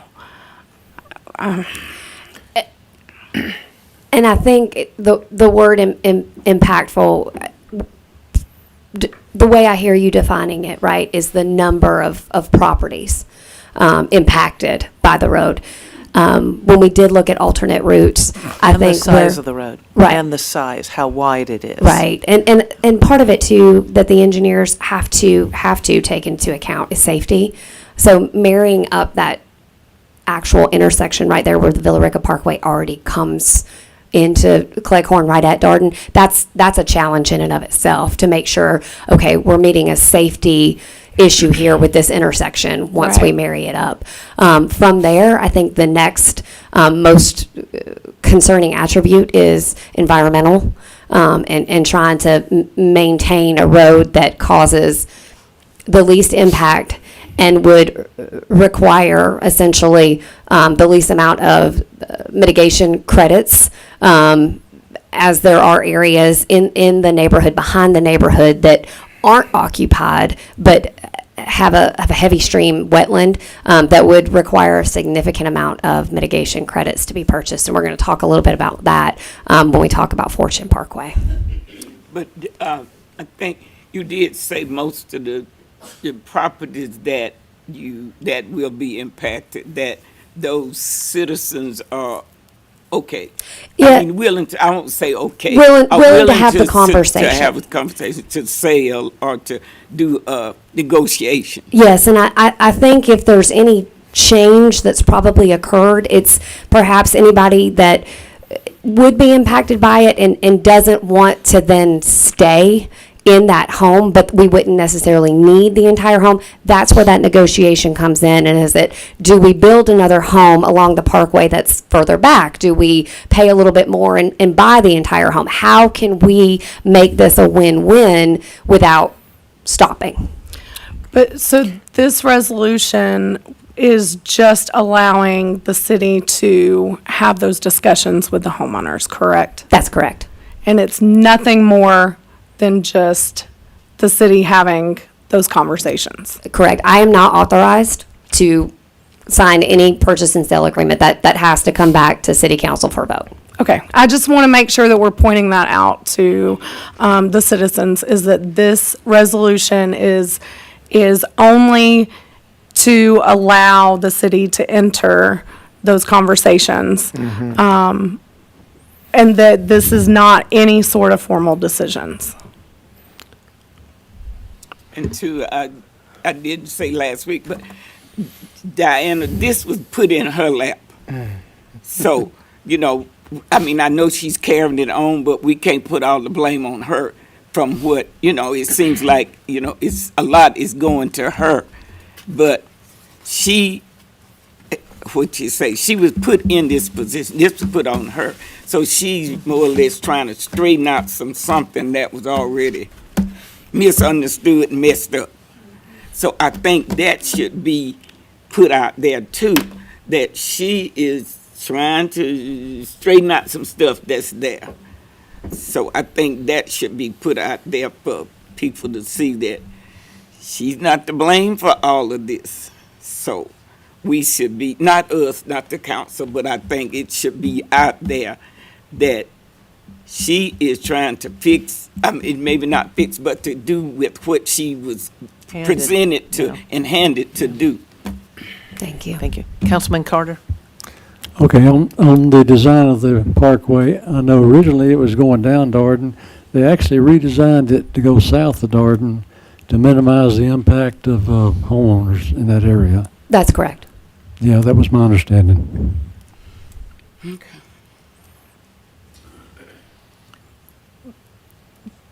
But as far as least impactful, if we're still talking about doing the connector with designed the way that it was supposed to be designed, with the 2 lanes, the sidewalk, and the golf cart path, that is impactful. That's going to impact many more homeowners than doing away with that golf cart path or whatever the case may be. So by me saying least impactful, we don't need a huge parkway. We need to keep it as small of a space as possible and possibly do away with the golf cart path altogether, in my opinion. And that way, it's going to keep it as least impactful as possible. That's what I mean by least impactful on homeowners as we possibly can be. I mean, as much controversy as this has caused, I'm with you. I know that you've mentioned it before. I would love to just do away with this thing altogether. With that said, if we have to go through with this connector, I want to see it as small as possible, as least impactful on as we possibly can. that's my point when I say least impactful. And can I add to that real quick, when we're talking about formal decisions? I think where you're looking would be the formal decision down the line, when we get to a place that we have all the construction documents prepared and we go to bid it out. That would be that moment in time, because we have an idea from our engineers about what that construction estimate will be, but there is a budget associated with this parkway. And, you know, this may be something where it is phased down, and it is only, you know, a two-lane with a turn right at the intersection, where it's kind of 3 lanes when it marries up and then goes down to 2 lanes and there's nothing more. But right now we are trying to pursue acquisition from the standpoint as the totality of the project. Right, because when we talked budget with Jennifer, I couldn't understand how in the world we expected to be able to afford that to begin with, because it seemed, just reviewing that budget, that was not something that the city could actually afford in the first place. So minimizing, I would very much be in favor of minimizing and affecting as few pieces of property as possible. So before I go to 2 other council people that want to have input, this is not a new topic. For instance, even under the former manager, there was the idea of scaling it down. Right. From what is up at the other end. Probably not just impact and cost. Impact and cost to try to take that size of road in through that area. So that's not new. I would also just chime in, although we're not making that decision right now about exactly how the road's going to be done, we'll be doing that later. I'll just mention, golf carts are currently, by law, in Villa Rica, allowed on any road that's 25 miles per hour and under. So if you tried to say that you should have a golf cart path on here, that you have to have one, no, you don't, because if you're going to do that, you got to remember there's still going to be all over all kinds of other roads that are 25 miles per hour. So if, when it comes through that area, the speed limit is that way, it would not require a path. And you could say, well, we should have a path for safety. Well, then you better be ready to add one on. I don't know how many more streets. I could start naming them off, but they're 25 mile per hour and they're all over here on both sides of 78. And there's ways you can cross. Okay, so I'm going here and I'm working down there. Councilman Momtahan. So I guess, Diana, since we brought up this conversation about impact and scaling down, I guess my question is then, if we're not at a point where we know whether we're going to scale it down or we're going to maintain it to whatever it was originally proposed, then how do we know what amount of right-of-way that we're trying to acquire? And are we assuming then that we pass this tonight, and then BM&K and other city officials who are acquiring right-of-way, are they assuming that we're purchasing it at the based upon the current drawing, or is there? That's correct, because the thought process was it could always be phased in, and the acquisition thought process as well is we just want to make sure that we are meeting the elements of the development agreements that were signed and the bond agreement in place. Now, if we run out of money, It's a different conversation. it's a different conversation. Okay. And I think it's just important to note that we're talking about impact here, and so the next step for the council is we're going to have individual purchase and sell agreements where, in theory, a property owner and the city have come to a terms, and it just needs to be ratified essentially by the council. And so each individual property owner at that point is going to be able to say, well, this is impacting me, but in exchange for X number of dollars, I'm willing to be impacted. That is correct. And I think that's an important point for folks, is that, we're talking about impact, and I understand when it comes to, but if somebody is coming to us and saying, impact me and give me a check, then I guess we're at that point, we're interfering now, or we don't want to impact you as much now. We're going to pay you less. Or I think that's just going to be far too the weeds. But we're dealing with people and their consent, and they're coming to us and they're consenting at that point. We're not talking about any other exercise of government function, the big ED word. I'm not talking about that. We're talking about solely about, we made an offer, they've accepted, or they negotiated a transaction, and we're essentially ratifying it. And I think at that point, that tells us we're willing or not willing to be impacted, quote unquote. So, Councilman McCoy? I was just going to say, to kind of get back to basics, that what we're looking at tonight is just that we can move forward, but that in the future, it seems like through this whole process over this whole year, there are a lot of unknowns. It would be really great if we could have it all like a big concept plan and the environmental stuff, but I'm sure that in itself is going to cost about $1 million. So that's not really good stewards of the money. So to back up, as I was saying, I was trying to simplify, to just say that this is to pursue further. There are going to be other options, other unknowns, like the budget, like the cost of materials, like how we negotiate and what and stuff like that before, and wetlands and anything like that before we're going to know anything definite. The only thing I will say to that is we are pretty close on a known on the wetlands. Okay. But see, we're still close. It's not.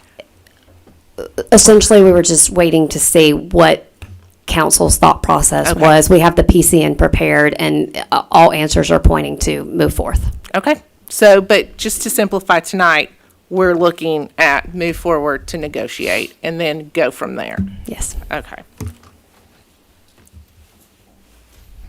Anything else? I guess my final question is, this is for tonight, or can we put this on consent, or I don't know what the process on this is. The intent was to have this as a regular item this evening. Don't want to be presumptive, but I would think that there would be people from the public wanting to come and comment on this evening. Okay. Okay, so that'll be moved till the 6 o'clock. So you'll have a motion attached to this tonight? You want a motion on this tonight, right? I can. I essentially pulled what was done prior and reversed. But if there needs to be a formal motion written, I'll write a formal motion on it. Okay. All right, well, since we're going to move on to purchase of mitigation credits for Creek, I did not ask you to explain them further because that also came into play on the decision we just made as far as route and which way to go with a route through that area or optional routes. So here, we're going to cover what we need to provide because of Fortune Parkway. That's correct. And if it's okay, I'd like to start kind of in reverse and talk a little bit about mitigation credits for anyone in the audience that's not aware, and then we can get more into the item itself. So I'm just going to read for a few minutes. Mitigation credits in Georgia are a way to compensate for unavoidable impacts to aquatic resources, threatened species, and their habitats. Credits are generated by restoring, enhancing, or preserving wetlands and streams and can be acquired by permittees, which would be us, to meet their compensatory mitigation requirements. So again, they're used ultimately for the restoration and enhancement of or preservation of wetland, stream, or other habitats in an area undertaken expressly for the purpose of compensating for unavoidable resource losses in advance of development actions. Mitigation banks. So credits are released to the bank sponsors based on activity and performance milestones. Credits are then sold speculatively to numerous permittees over time. If bank credits are not available, so you're going to see in this table, we've got both in this situation. If bank credits are not available, permittees are able to purchase credits from an ILF, which is an in lieu of fee program. Once the ILF program has sufficient funds in a service area, they'll pursue and issue mitigation site development in that area. These funds are then released to selected mitigation providers as its project area meets activity and performance milestones. It's similar to mitigation banks, except that the credit revenues to the selected project sponsor are not speculative. Just a little bit kind of more background about mitigation banking. It has the potential to play a significant role in regulatory program by reducing uncertain and delays, as well as improving the success of wetland mitigation efforts. Landowners needing to mitigate or compensate for unauthorized impacts to waters of the U.S. associated with development activities may have the option of purchasing credits from an approved mitigation bank rather than restoring or creating waters of the U.S., including wetlands, on or near the development site. When permitted impacts are located within the service area of an approved mitigation bank, and the bank has an appropriate number and resource type type of credits available. The permittee's compensatory mitigation requirements may be met by securing those credits from the sponsor. So in this case, we are short on credits, as you can see in the cover sheet, in that we are having to reach both through the mitigation banks and the ILF program.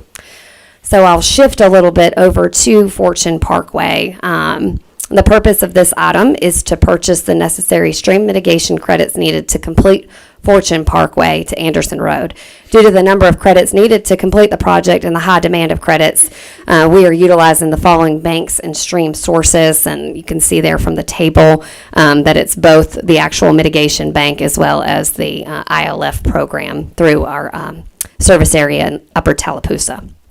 The city entered into a development agreement with Inline Communities LLC in 2023 for the purpose of residential development with a commercial component, and the commercial component is Fortune Parkway. Fortune Parkway is designed to connect to Anderson Road, allowing greater access to the hospital as well as downtown amenities, as well as other connector roads in the North Bypass. This connector was identified as a necessary arterial connector to ease traffic into our downtown. Staff recommends approval of the mitigation credits to complete Fortune Parkway. Essentially, if you've driven back behind the hospital, you will go down Fortune Parkway and it abruptly ends shy of Anderson Road. And this is necessary and needed. We have met with the developers, and they are looking to start securing land permitting, and will start building their single-family and townhome developments, I believe, sooner than March. Soon. I'm so sorry. I don't mean to throw you guys on the spot. It'd be around March or April before that's. Go vertical. Right. That's what I thought. And they are planning to start with their single-family and townhomes, with a multifamily to come later. Okay, so, two things. Whoever wrote that statement for the government on the mitigating tax credits, okay, so in a nutshell, correct me if I'm wrong, I'm gonna try to use an example. Yep. They want some billboard company wants to put out a billboard here on I-20. In order to do that, there's trees around. They've got to pay for the trees they're taking out to put in the sign, that then goes in a fund somewhere. Yep. Now, and so what they're doing here is, if you're going to impact the environment in some sort of way, you're going to pay. That's correct. Now, it may not come back to help what you're impacting, Right. but it's going in a bank, and somewhere they're going to do something with it, and that's as much as I'm going to say about what they do. It may or may not be help clean up something somewhere else.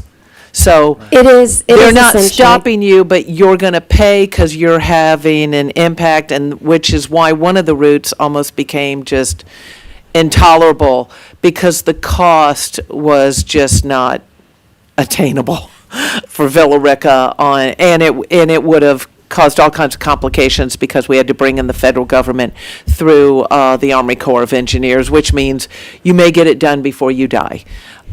So is that kind of a clear explanation? You're impacting it, you're going to pay a fee Yep. for doing that, and it's a very high fee here. It is. The only thing I will add is that the effort is to conserve wetlands throughout the state. Right. So maybe they'll take it and they'll do some conservation elsewhere, because we're impacting here. Correct. Kind of like carbon credits, the way they do those. Okay. Sure, someone's making some money off of it somewhere, though. And they Something run trust around or it, and they something. pay for a lot of people's jobs in that Yeah. department. So, okay. How do you determine how many credits you need? I noticed each one of these is a different number. So I actually didn't even get to that part, so I apologize. It is a unique formula, and it's based on habitat. It's based on resources impacted. It is a very unique formula. It is not one that I am in any way an environmental engineer and can come up with. Okay, how do they come up with the cost per credit? Because they go from 200 to 125,000. That is what was available, and that's why this gets really tricky, because you have to go to the banks first, and when the banks run out, then you have to go to the ILF, and the ILF is based on availability in your service area, which is ours is Upper Tallapoosa. And the ILF is what? In lieu of fee. So when there's no credits available from the mitigation banks, then you have to, it's almost like a secondary market, I guess, when it's available, but you have to go through the banks first. Okay, this SOQUE River, where the heck is a river on Fortune Parkway? No. That is, That was confusing. okay, so back to the scenario about the trees. So we've improved these areas so we can borrow the money, that's where the money's going essentially to and from, that's the reference source of stream credits. Does that, So they'll take what we paid and apply it somewhere. Correct. In most What's it got cases. to do with this river? This, it is essentially what is referenced as their, I'm trying to think of the right word. Like, that's like the project that they're, Credit source. It's Yeah. the source. It's what's, you mean you can buy credits from somewhere else? yes. that's right. It's Anywhere else in the United States, you can just Yeah. buy credits? Or is in Georgia? in Georgia. Okay, in Georgia. This is a state program. This is also how China gets away with violating all kinds of environmental stuff, because they just buy the credits from other countries, carbon credits in that case. So, yeah, it's a racket. I'm just going to say it. It's a racket. I'm just going to say it. But that doesn't mean that they don't use it at times to make some improvements elsewhere. Yes, I'm sure they do. We don't know. They're not accountable to us. So, it's a total of, how much are we gonna have to pay in About a total? little over 700,000. 704,488. That's correct. Yeah. So this is it, and we don't have any other options, no other places. This is it. I see all the emails. I mean, we can't get another bid on this or anything of that nature. I'm sorry, Mayor, for talking out of turn. I apologize. It's okay, But, and this could happen anywhere in the city that Right. we want to do things where it has streams or stream buffers or wetlands. Remember the Indiana bat? We had to do special studies to make sure, even though it's never been cited here, federal government money was coming into the bypass, and we had to show that it wasn't there or something. And then if you don't act within a certain amount of time, they make you do the study again. But we had to make sure that endangered species that had never been cited here before was not along the route of the bypass we are building now. So it's just, it sounds crazy. It does have a reason, but it just seems to get a little heavy-handed in the requirements. What are you gonna do?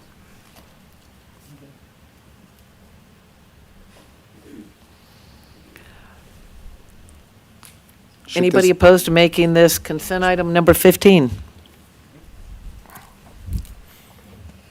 All right, paving update discussion, yay. Yay. Let's hear what's going on with the roads. So I'm going to try to summarize a lot because paving has come up, I think, multiple times this year. So I apologize for the repeat. I just think it helps for everybody to kind of hear where we're at with citywide paving since it's been a while. So presented in February of this year, the city awarded the 2024 citywide roadway paving project to E.R. Snell. From a background standpoint, the last project the city awarded for citywide paving was in August of 2020.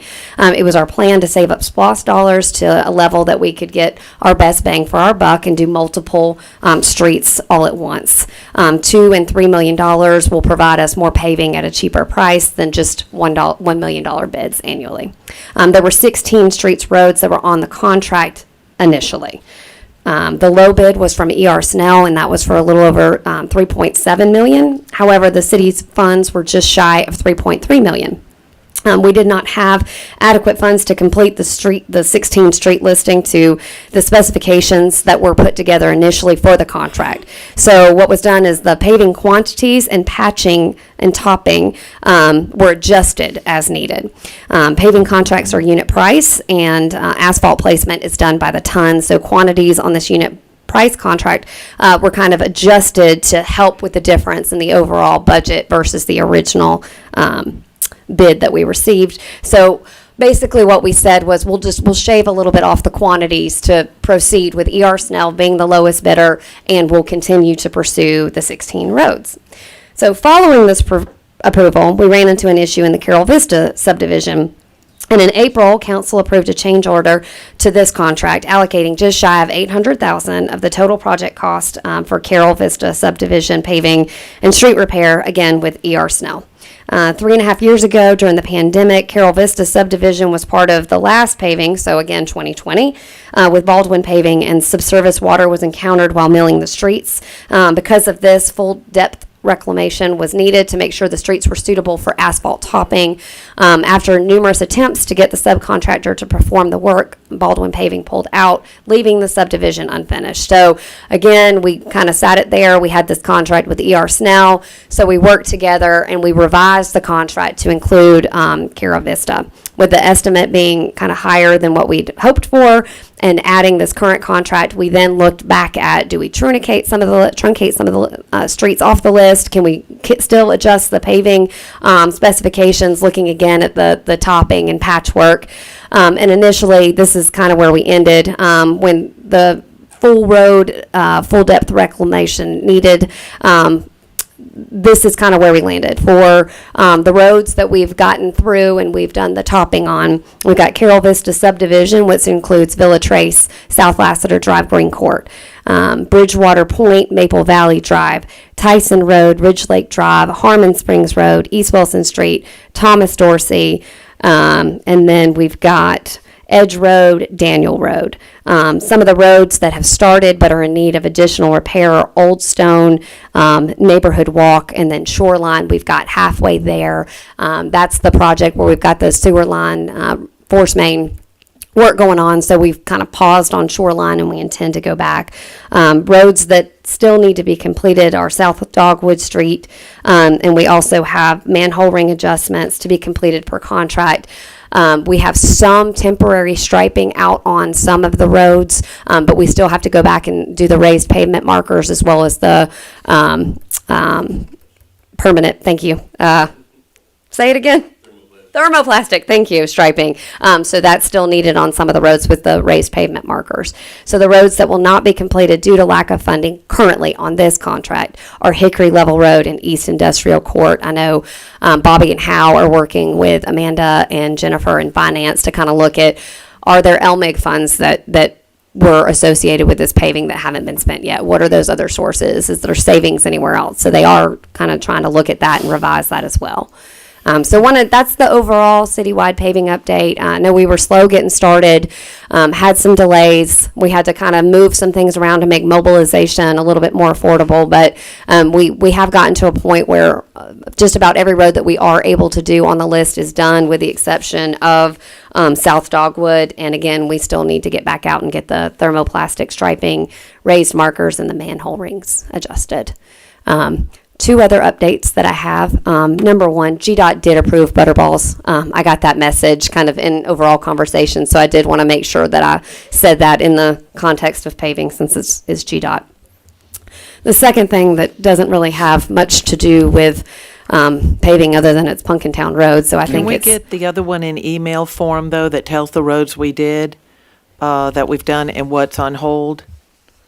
You want I this? think- Yeah, whatever list you have that said, this is what got done, this is what we didn't do. Yeah, I can email this to everybody. Yeah. Yeah. Just so, and I imagine it was, which one was mentioned? Old Town still needs, I think, the thermoplast, but I heard you mention Old Stone. Old Stone got done? Old Stone. do Which you wanna- section is it? There was some repairs that were made, but it's been milled, but it has not been topped yet. Yes. Okay, because Old Stone seemed like it got paved not a real long time ago if you talk from Punkintown Road to where it hit 61. This is a portion of it probably over there by Walton Homes, where all the construction's 61 going to on. Rockmart. Okay, all right. Okay, and on South Dogwood, you are going to do that one? South Yeah. Dogwood is next up. Yep, Highway 78 to South Carroll. Okay.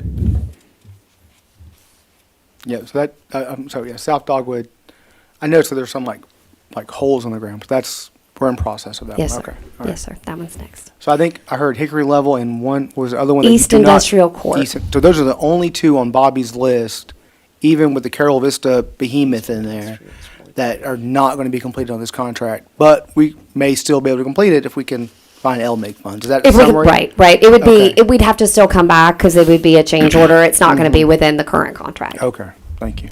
You're welcome. I mean, that's Sorry. pretty good, I think, considering Bobby was a little bit like pessimistic about how far we'll make it down that list, and to make it there was only, I think it was like 16 or 18 roads on it, I think, to make it that far. It Yeah, pretty that good. was good to hear. Yeah. And so the other topic that I'll do under the guise of paving, because it is a paving topic, Punkintown Road, and this is essentially just to give a little bit more information. We're not in a place where I can give a ton of information yet, but really kind of to seek direction and make sure that I'm moving forward in the way that council would like to. So we've got some current preliminary engineering plans. Two things with the engineering plans that I want to make sure you are aware of sooner than later. Number one, there are stream mitigation credits on Punkintown as well. They are looking into the tune of $600,000. This is something that never goes down in price. So I say that to say, I am being strongly encouraged that if we are to pursue a plan on Punkintown Road, and I'll get to the next part of it, that involves this type of preliminary engineering that we're in, we can always hold the mitigation credits if we're going to pursue it and do it.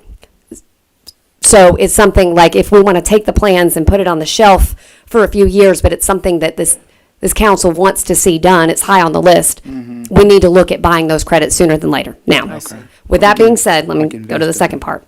In right-of-way and easement acquisitions, where they're looking now, our engineering estimate for construction costs to include the mitigation credits and right-of-way acquisition, the project has a budget of $11 to $12 million.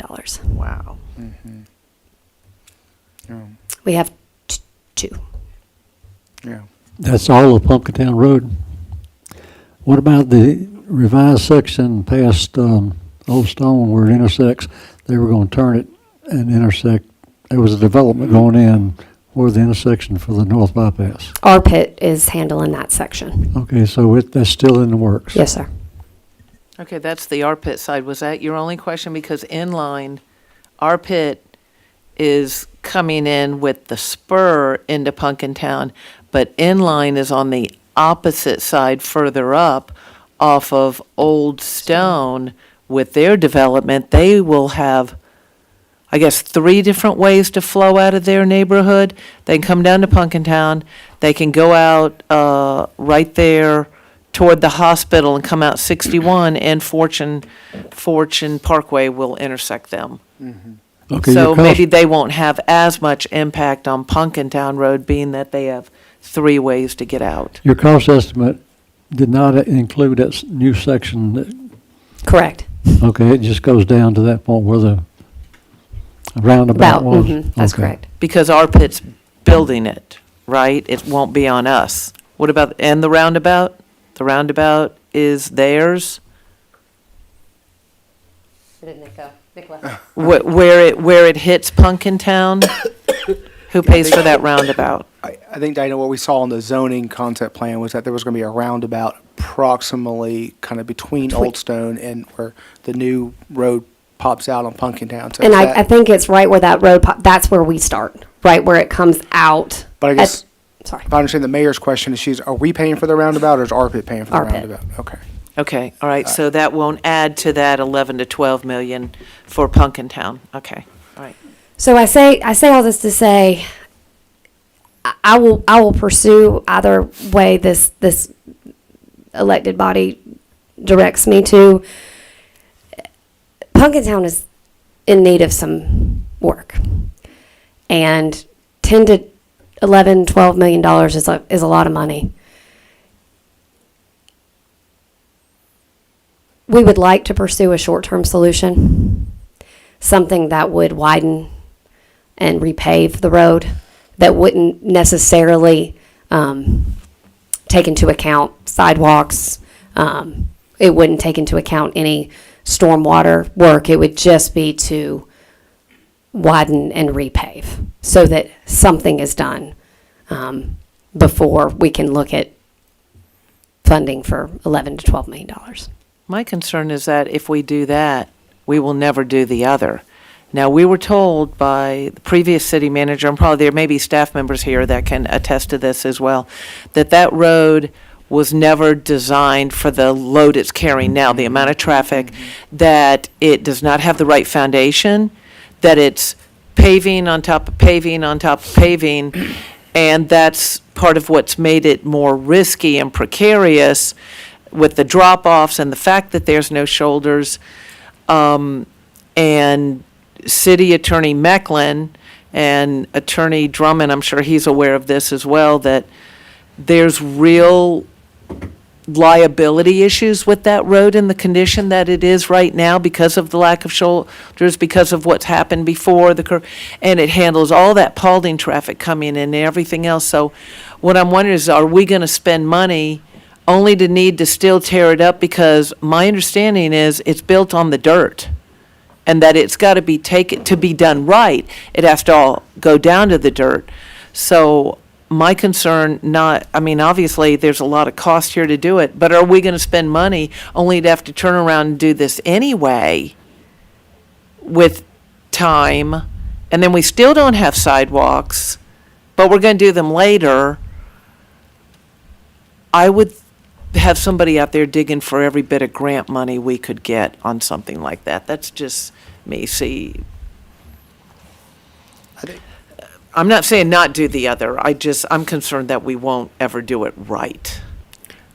My understanding has always been that the urgency of the Punkintown was the liability issue. But I agree with the mayor. I don't want to touch something more than once. But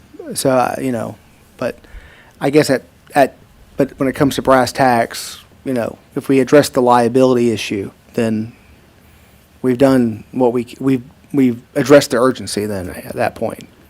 And then I guess the other question is, if and when RPIT finishes, his, we're out there, do we save any money by just not doing anything on the portion between the 61 roundabout, the existing one, and the proposed RPIT roundabout? Because at that point, you would assume traffic would probably be a lot less. That's almost just becomes a private drive at that point. But does that save us any money? If We could reduce the engineer design, we could reduce it down and say, Yeah. stop at this point, and see if they'd be willing to come up with a new estimate.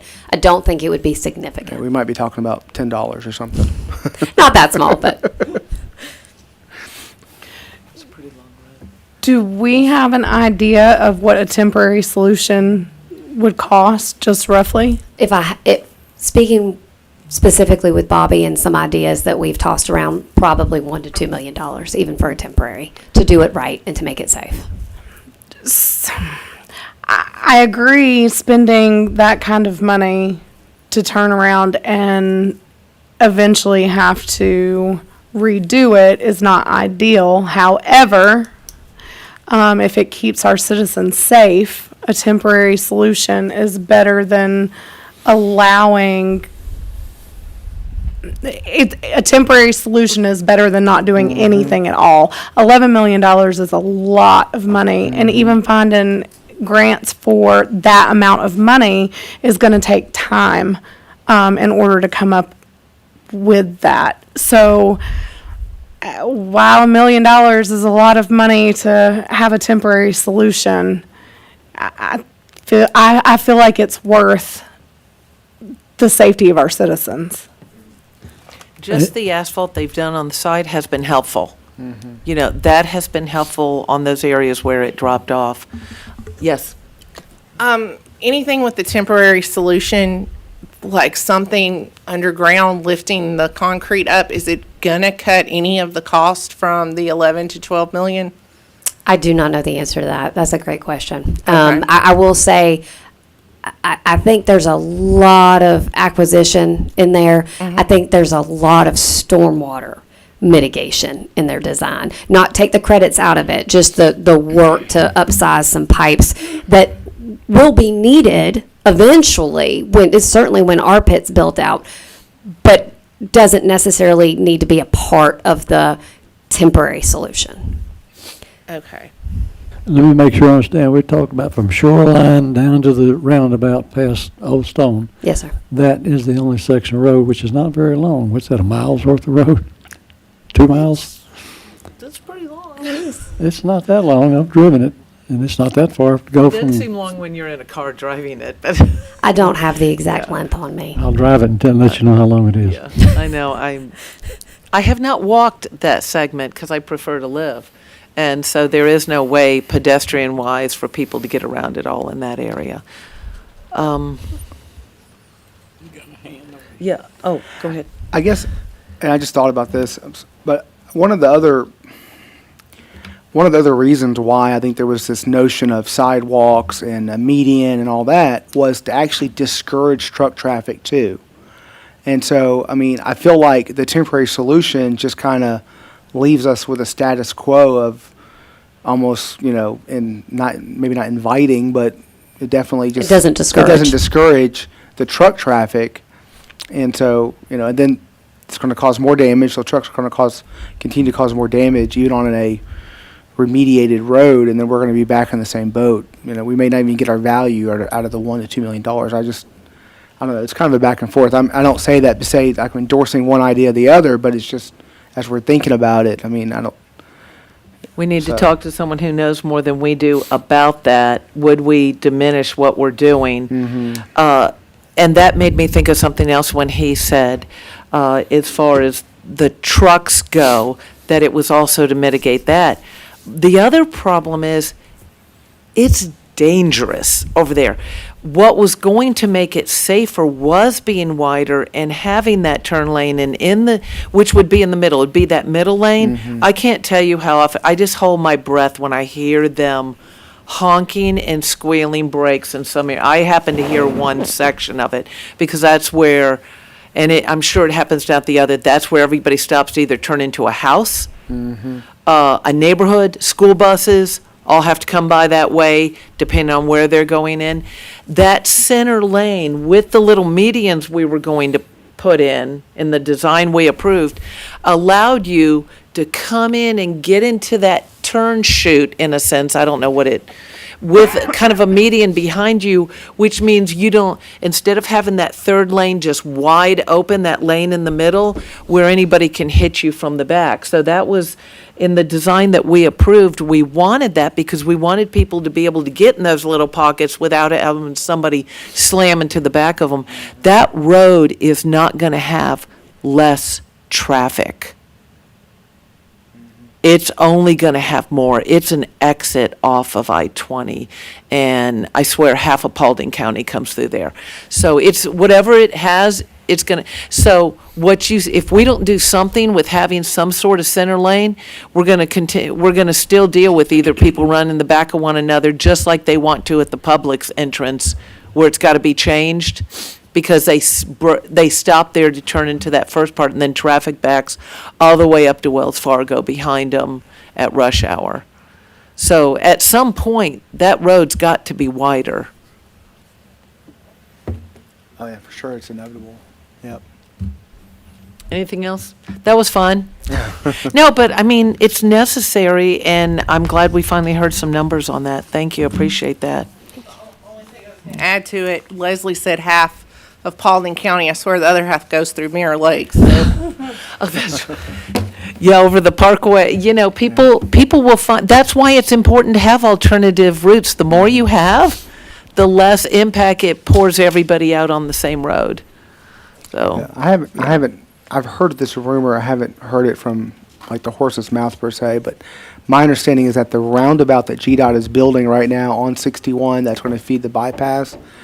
When they updated the traffic counts, it's already like 100 times more than what they did when they first built it. Like I've heard this rumor. I don't know if that's true or not, but that just tells you that the Paulding folks are just, I mean, they've already just outsized in the now I do hope traffic. most of them will get on that, that will provide some relief also for Dallas Highway and the trucks out here. Having that, that is going to be a real plus. So that's a positive note. When that north bypass is done, that should provide some real relief. For Thank you. now. Speaking of the Relief. north I didn't say bypass, fix it. are we still on target to open the north bypass next year? Yes. Okay. Okay, there's no action to be taken on that. That was just an update for the work session. Community development. I'm going, that's not Nina, but it's Whitney. Ms. Cox, yes, ma'am. Good afternoon, Mayor and Council. Whitney Cox, Licensing Specialist. The first application I have This is an alcoholic beverage application or license application for Thai Basil Cuisine, Inc., located at 921 Morse Ferry Road, Suites E and F. The business currently holds an alcoholic beverage license to pour malt beverages and wine. They have recently done some renovations where they have equipped the business with a full bar. And so the licensee is looking to add the distinction to pour distilled spirits as well. I just want to preface this too. These items 1 through 5 are all this type of thing. These are all public hearings, so they will not be put on the consent agenda, and they're all similar in nature. They're all alcohol licenses, right? Correct. The second one, 09-24, is Sri Naya Inc., doing business as Brookside Cupboard. That is a convenience store and gas station located at 1238 Rockmart Road. This business was previously a partnership, and the licensee has obtained sole ownership of the business. The partner was listed as the previous licensee, so the new sole owner is looking to obtain the license in his name.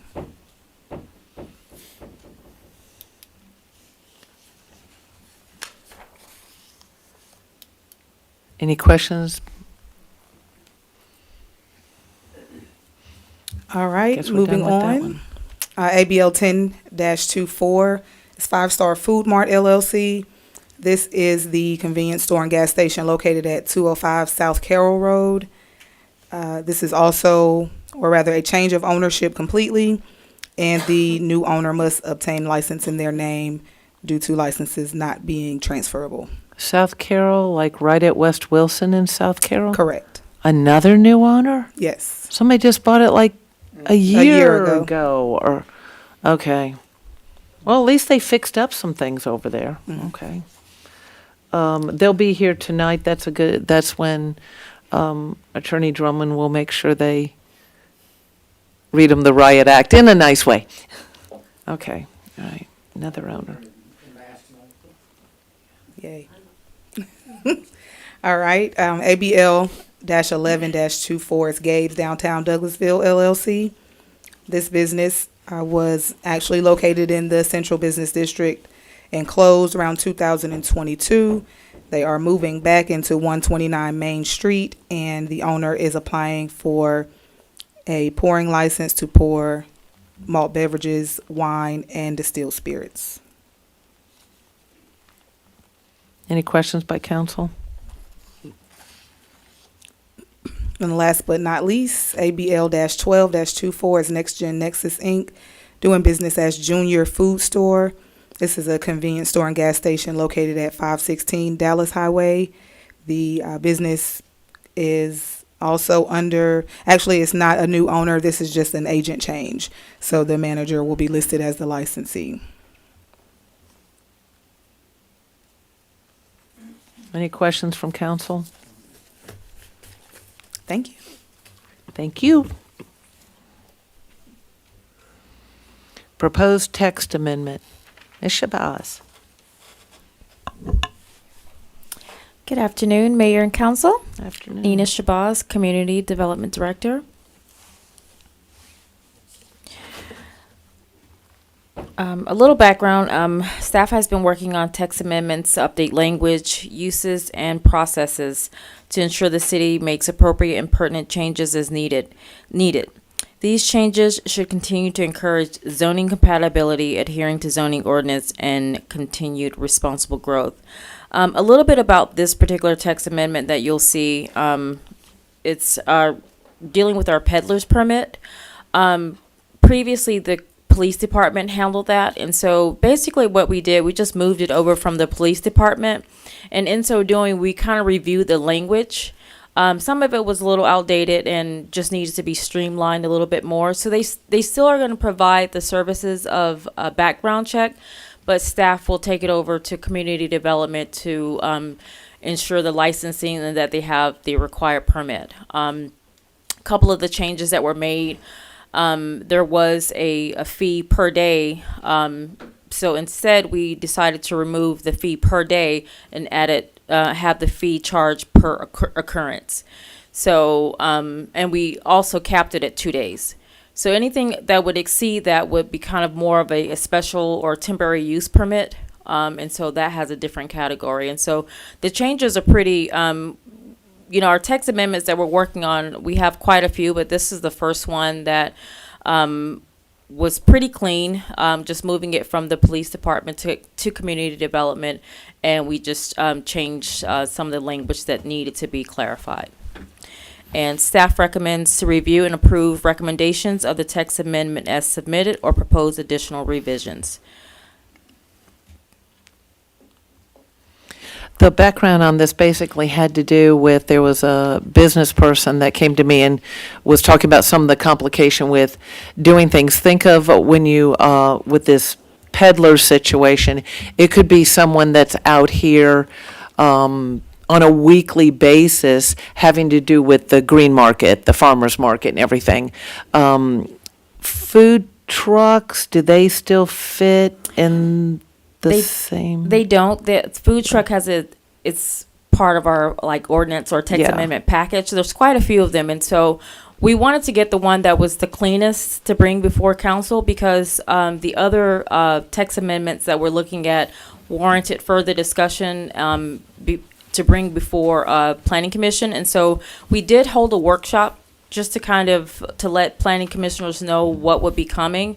And so we took back some of their preliminary notes and suggestions, and we've tweaked, everything from the vape shops, the food truck. The food truck ordinance was already a part of it, but we did take out some of the language and made it a little bit clearer. And so those will be forthcoming. Those text amendments will be coming, in the next couple months. So, But we wanted to take the easiest one that didn't require additional discussion to bring before council. Yeah, because this one, I think they had to keep coming in and y'all had to keep dealing with it. Yes. Rather than doing something more long-term. Yes. For someone. So it takes a little bit of extra work off of staff. And then these people don't have to just keep coming in over and over again. And I appreciate you looking at the other cities and what they were doing and deciding what we like that they do and fitting it to Villa Rica. I appreciate that. Yes, Councilman Montahan. So Nina, in the lot that's across from my office, I've seen Girl Scouts open up over there and sell Girl Scout cookies. And I've seen people sell cell phones over there, like they put a tent. I mean, I guess do the girls, I mean, I think maybe obviously the cell phones probably would require a peddler permit, but what is there a threshold to say, okay, you've sold, I mean, do the Girl Scouts need to get one of these too? I mean, is there a threshold? Well, the threshold is basically kind of just per occurrence. Like sometimes they'll move to different locations. And so generally we know Girl Scouts are, during the weekends. And so, I mean, I don't mean to say permits. How can I say this? Usually they don't exceed the 2 days anyway, and they kind of, just kind of pop up and then they're gone, kind of like yard sales, if you will. And I don't want to say that they don't require a permit, but generally they're on, private property, grocery store, and it's, pretty transient. And so those kinds of things, yard sales, we don't want to be heavy-handed with those kinds of things either. But if it is something and it's not part of a larger event or temporary use, like, let's say we know that there's an event that's going to be more impactful, like let's say a marathon or something like that, then that's when like a temporary use, it does get elevated. But we look at it as a kind of a, we look at it to see how it meets certain thresholds. Like sometimes if it is, an event that could be ongoing, then that would be met under a different part of our zoning ordinance, which would be like a special use or temporary use. So, I mean, like in the example I gave with they were the folks selling the cell phones. I mean, they were just there for an afternoon. Do they not need a permit then, since they were only there for one afternoon? They would need a permit, but it's one of those things that if it's, It's hard to catch them. It's hard to, Okay. Pop in it and is, pop out. you know, Okay. and so it's not necessarily, like I said, it's not to be so heavy-handed, especially with someone just doing a yard sale, and you know they're just gonna be selling their wares on a Saturday or, you know, something like that. But it is, if a person has the intention of, hey, I'm gonna be soliciting, canvassing, just so we're aware that a person's gonna be in the neighborhood soliciting something from residents. We want to have that knowledge. So if someone does call the police, they can say, hey, you know, we have a permit. We're going to be doing this particular event. And, you know, we can't police people that are in parking lots either, that are just handing flyers out on, you know. So this is to kind of clean up the process. But if you are part of an organization and you do want to kind of legitimize your presence, this is the peddler's permit that we have currently to govern that. Councilman McCoy? Do you have to be selling something? Because what I thought of were elections. A lot of people go into the neighborhoods and canvass for all different types of elections. Would someone doing that need a permit? No. That falls under the peddlers, that falls under peddlers, solicitors, and canvassing. And so that is how our zoning ordinance is currently written. So Okay. it's not just if you're selling wares, it's just that we need to know who's coming into the community, and that, you know, the police, you know, for safety reasons even, know that you're there and that you have required the permission to be there. I would check. Yeah. If I may be misunderstanding you, but if I am understanding you, I would check that legally, like ASAP. Not only are campaigns who are not selling anything allowed in neighborhoods, they can also go into ones that say no solicitation. You may choose not to go, but you can, because it's not considered soliciting. There's a free speech component Right. too. Attorney Yeah. Drummond. A couple things. Girl Scouts, this addresses over 18 selling items. Okay, that's So, true, yeah. You know, the schools and charitable organizations, they would be exempt.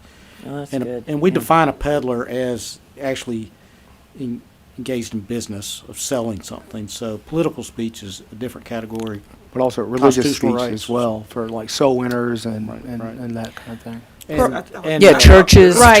go door to door sometime. Right. Sometimes people will get up on a corner, you know, with the signs, hunk if you love Jesus or something like that. That's not the intent of our zoning ordinance. It's just and they might be gone, you know, in an hour. And so it's not for that kind of heavy-handedness. Like, just like I was saying, if you're like passing out flyers on the windshield, we're not running you down. Do you have your peddler's permit to do that? That's not the intent of the zoning ordinance. It's for, you know, entities, organizations, businesses that want to maybe come and solicit a product, that we have some kind of way to know that they have a presence here and that they've gone through the proper channels, you know, have done police background. Because, you know, like I said, if we're doing a police background, we want to know that you're gonna be there for more than just an hour. So it's not for that kind of intention.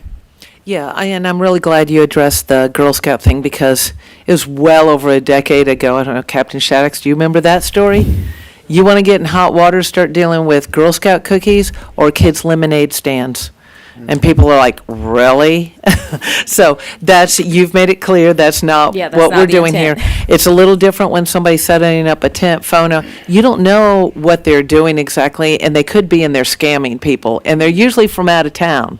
Whereas your kids selling candy bars for school and the baseball team and all, those are usually your local kids, your Girl Scouts. They're people that live here, that are just out, you know, selling their stuff, Boy Scouts, Girl Scouts, whatever it is. So thank you for that clarification. You're welcome. And just another clarification, this is under our licensing, under our code of ordinances, and not under the zoning portion of our ordinances. So if it was under zoning, we would have to have a public hearing, Right. notice, and some other Okay. things. So this is just an ordinance change, doesn't require public hearing. Any other comments or questions? So can we put it on consent, or? It sounds like we can, so. All right, anyone opposed to making this consent item number 16? Listen, before we move into public comment, let me just mention this so y'all can think about this. As I'm looking at the agenda and all the items that have been put on consent, I only have one item marked as going to Thursday. Does that make sense? Yeah, we can cancel it if that's how you wish. Well, we were thinking we would be able to make that judgment at this time, after we saw what went to consent. There will be some people that want to get started with Christmas that might be very happy that there's not a third meeting this week. So we will move Jameson But- to tonight. Yeah, why have a meeting for one item and bring staff in and everything else? Everybody okay with that? Yes. Y'all sure you don't want to come back just for one item on Thursday? We can arrange it. Okay. All right. I won't be here. I'll be at a wedding. So. I know you didn't I'm ask. going to be at a wedding. Now, we moved that for other good reason too, because there was something else we wanted on it. So it will not be on consent, it'll go on. All right. So we'll, I should go over the consent agenda before I go into public comment. So let's just review this real quick, okay? All righty, consent item number, the first one will be the contract renewal for the judge. Number two, pardon? And solicitor. Yes, and solicitor. It's like shorthand verbally. Second one, the emergency flow of shoreline. Number three is the scoreboards. Number four, Rivershire final plat. Number five, the budget amendments, 1 through 19. Number six, modification of the promissory note with GFA. Number seven, F-150 purchase. Number eight, the other 150 purchase. Number nine, the escape purchase. Number 10, the F-250. And number 11, the 450 purchase. Consent item number 12, water contract renewal with 120. 13 is the Weatherstone lift station. 14, the public comment policy. 15, the very painful purchase of mitigation credits for creek crossing by Fortune Parkway. And number 16, the proposed text amendment we just discussed. Does anyone see anything else? Okay. All right, we'll move on to public comment. There's a sign-up sheet. Do we have, here it is, a sign-up sheet as you entered the council chambers. I'll call on those first that are on the sheet. And then anyone else that wants an opportunity, as you come to the podium, please state name and address. You'll be given 3 minutes to speak, address the council as a whole, speak freely on whatever matter of concern you may have, and do so in a respectful manner, refraining from any uncivil discourse. As an elected body, we do not typically engage and, answer questions at this time or engage during the public comment. This is your time. However, if your question does, or concern needs an answer, we'll connect you with either the city manager or a staff member to get that taken care of for you. As your elected officials, we value the opportunity to hear from citizens and those who have a vested interest in our city. First name on the list is Greg Roberts. Thank you, Mayor Council. Greg Roberts, 2142 Burkdale Street. Thank you very much for the opportunity. I really only came today to say thank you to Ms. DeSanto for her handling of the meeting Tuesday night. I know there were a few council members, maybe not everybody was here, but it felt like she was a bird on a wire there for a minute, and she handled it like a trooper, so I don't know that anybody at the council level has said that to her, but if you haven't, you should have, because I've been in a lot of meetings like that over the years, and that thing was about to go south on you. And so I appreciate that. You did a great job. The other two things I'm going to mention, I didn't come here to mention because I wasn't paying attention to that. But Sunday afternoon, my wife and I rode by the area that you were talking about earlier about the Butterball property or whatever that's, I don't know what Butterball is. I do, but I don't think it applies to that. But yeah, so I remember when this was an issue 2 or 3 years ago over some time. And it was a little bit of a sore spot for me then, but I really wasn't paying much attention to what was going on at City Council 3 or 4 or 5 years ago. I was a little disheartened to how that came about. It never made sense to me, not any of it, not one piece of it, not ever for a second. But here we are with a nice, nasty-looking little cleared lot. So hopefully that gets taken care of sooner rather than later. I'm not a huge fan of the containers. I'm familiar with them. I see them. I know the city of Rome has some. They even have a Chick-fil-A in one if you've never seen it. It's awesome. But it's not right on a front street, so I don't know how that'll be. But I'm not against it. I just don't know how that'll look right there. So hopefully it'll look great. So that was a little bit of a, I'll tell the wife that that's being discussed, and I'll even show her the attachments like she'll care. The other couple of things I would mention has to do with the road connector over here that's coming to downtown. And this will be remembered later for anybody that listens to it today. I would caution you to be careful. So a couple of things. So the road got put in. I really started coming to council meetings when all of that got talked about over the last few years. Everything to do with Pumpkin Town and that little connector going up there to the roundabout where GDOT has put it in there at the industrial bypass, whatever that's called. And so a lot of that got my attention during that time frame. I didn't understand why the road was going through there. I don't get a good consensus that a lot of people here at the city completely understood why it was going through there, at least not today. Maybe they did at the time. But now the road's there. What I would caution the council against over the next period of time is, because today there was some discussion about maybe scaling back what you do from where it stops now back to downtown if you come in there. So it's almost laughable, but this will happen. I promise you this will happen. If you give less of a road from where it ends now all the way into downtown, you'll be dealing with that 5, 6, 7, 8 years from now. People will want to know, why didn't we get street lights? Why didn't we get sidewalks? Why didn't you do curb and gutter? Why did you just give us a plain road right here? So I don't really know that that's really that much of an option to scale it down a lot less than what you've got from the intersection at Publix. It does look nice up to that point.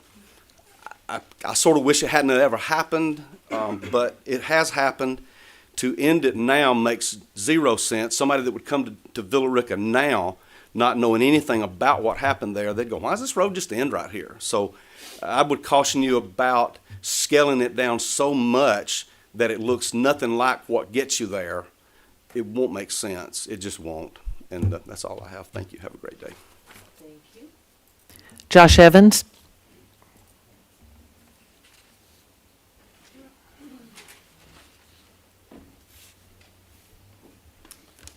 Joshua Evans, 640 Cleaver Street, Villa Rica, Georgia. So I have a couple of, well, about 7 or 8 things here to discuss on it. One of them is that y'all mentioned earlier the lift station for Shoreline. Did it come up? Oh, well, it come up, be an emergency, come up, we heard about the capacity in July. Y'all might want to go back and look at the minutes. Y'all heard about that, what, November of last year, 23? Gil was still here. Then it came back the first of the year, January, February. Then it came back again. Then we finally made a move on it in July. Might want to go back and look at that.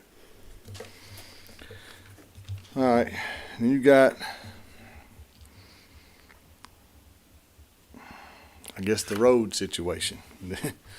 Like Mr. Roberts said, hey, kudos to Diana, because it seemed like it was going to go south. So, we do got to give her a hand. She did well standing up here with what was being thrown at her. She didn't ask for it. It's got thrown in her lap. Kind of just got put there. She's dealing with it best she can. We get it. I don't know that I would agree on the scaling of what Mr. Roberts is talking about. I believe I'd scale it back. A golf cart path, I don't think you need it. If it's 25 miles an hour and they can ride on the street, then hey, do away with the golf cart path, save that money, and that money you could put back into maybe, like I said before, if it cost you $7 million 3 years ago to build a road, it's probably going to cost you $12 million today. Everything's went up. So what do you do with that money You save on the golf cart path. Do you compensate a little bit more to get what you want? Probably so. I'm just saying. Like I told y'all before, that path down there, we knew it wasn't going to work by that creek. It was going to cost a lot of money. We knew that. I don't even know why we was down there even trying it. Why did we even serve it? Who knows? Because that was outside the box. I don't know why we was doing that. It was way out in left field. And I stood up in a city hall in a meeting with a city manager and a deputy city manager at the same time and looked at a map and said, your road needs to go up there. That's your way. That's the way to do it. And you book on it every time I say it. Look, I'm no fool. I know half of y'all don't like me, and that's fine with me. I can sleep good at night, because guess what? I'm just trying to help you get out of it. The access, the emergency access, what did I do? Hey, can you at least give them emergency access? Put some kind of big stone, whatever you got to do to get out of this thing. I've said it, we've been on this stinking road, and everybody's tired of hearing this thing. We've been on it for too long. We got other things. That's loud. Good. Wake up now.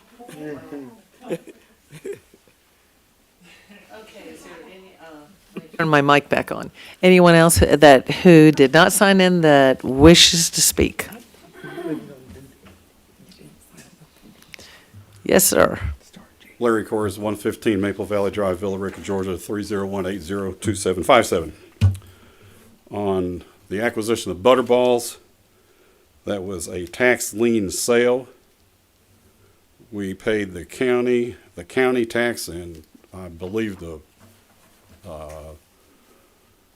penalty for the portion of the tax. Of course, the city waived their own tax and didn't pay themselves. That's how you acquired it. Punkintown Road, here's a good suggestion. Why don't you go to DOT and ask them to make this one of their roads? This will then allow you to transfer the construction cost to them as opposed to you doing all of it. You can have the load limit increased up to probably 72,000 pounds, and you'll have 12-foot wide lanes. However, you're going to have to go to DOT. You can actually have truck traffic not go down the road by telling the truck traffic to take the 61 bypass around town. On the road to Walmart, this is what I call your parkway extension on your current bond dilemma.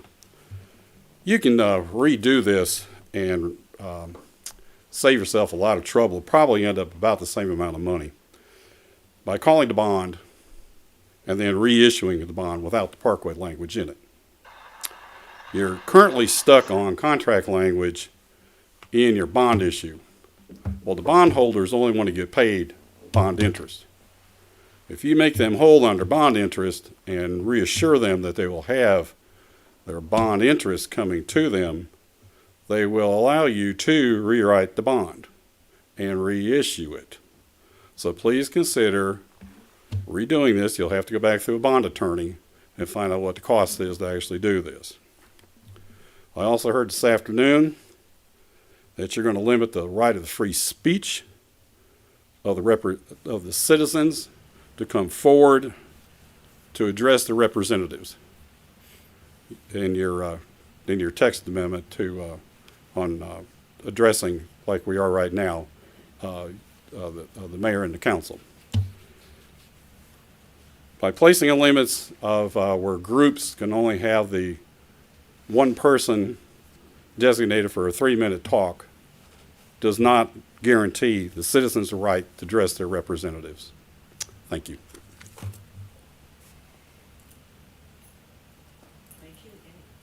Anyone else that would like to speak during public comment?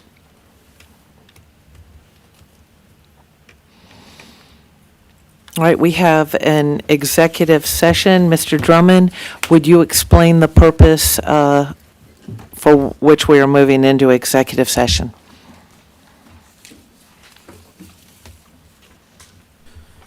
Right. need a motion to go into executive session for two purposes. The first is to discuss potential acquisition of real estate. And the second is to discuss or deliberate upon the employment, compensation, hiring, disciplinary action, or dismissal, or periodic evaluation or rating of a public officer or employee. There will be no hearing in the executive session. I'll make that motion. All in favor? Any opposed?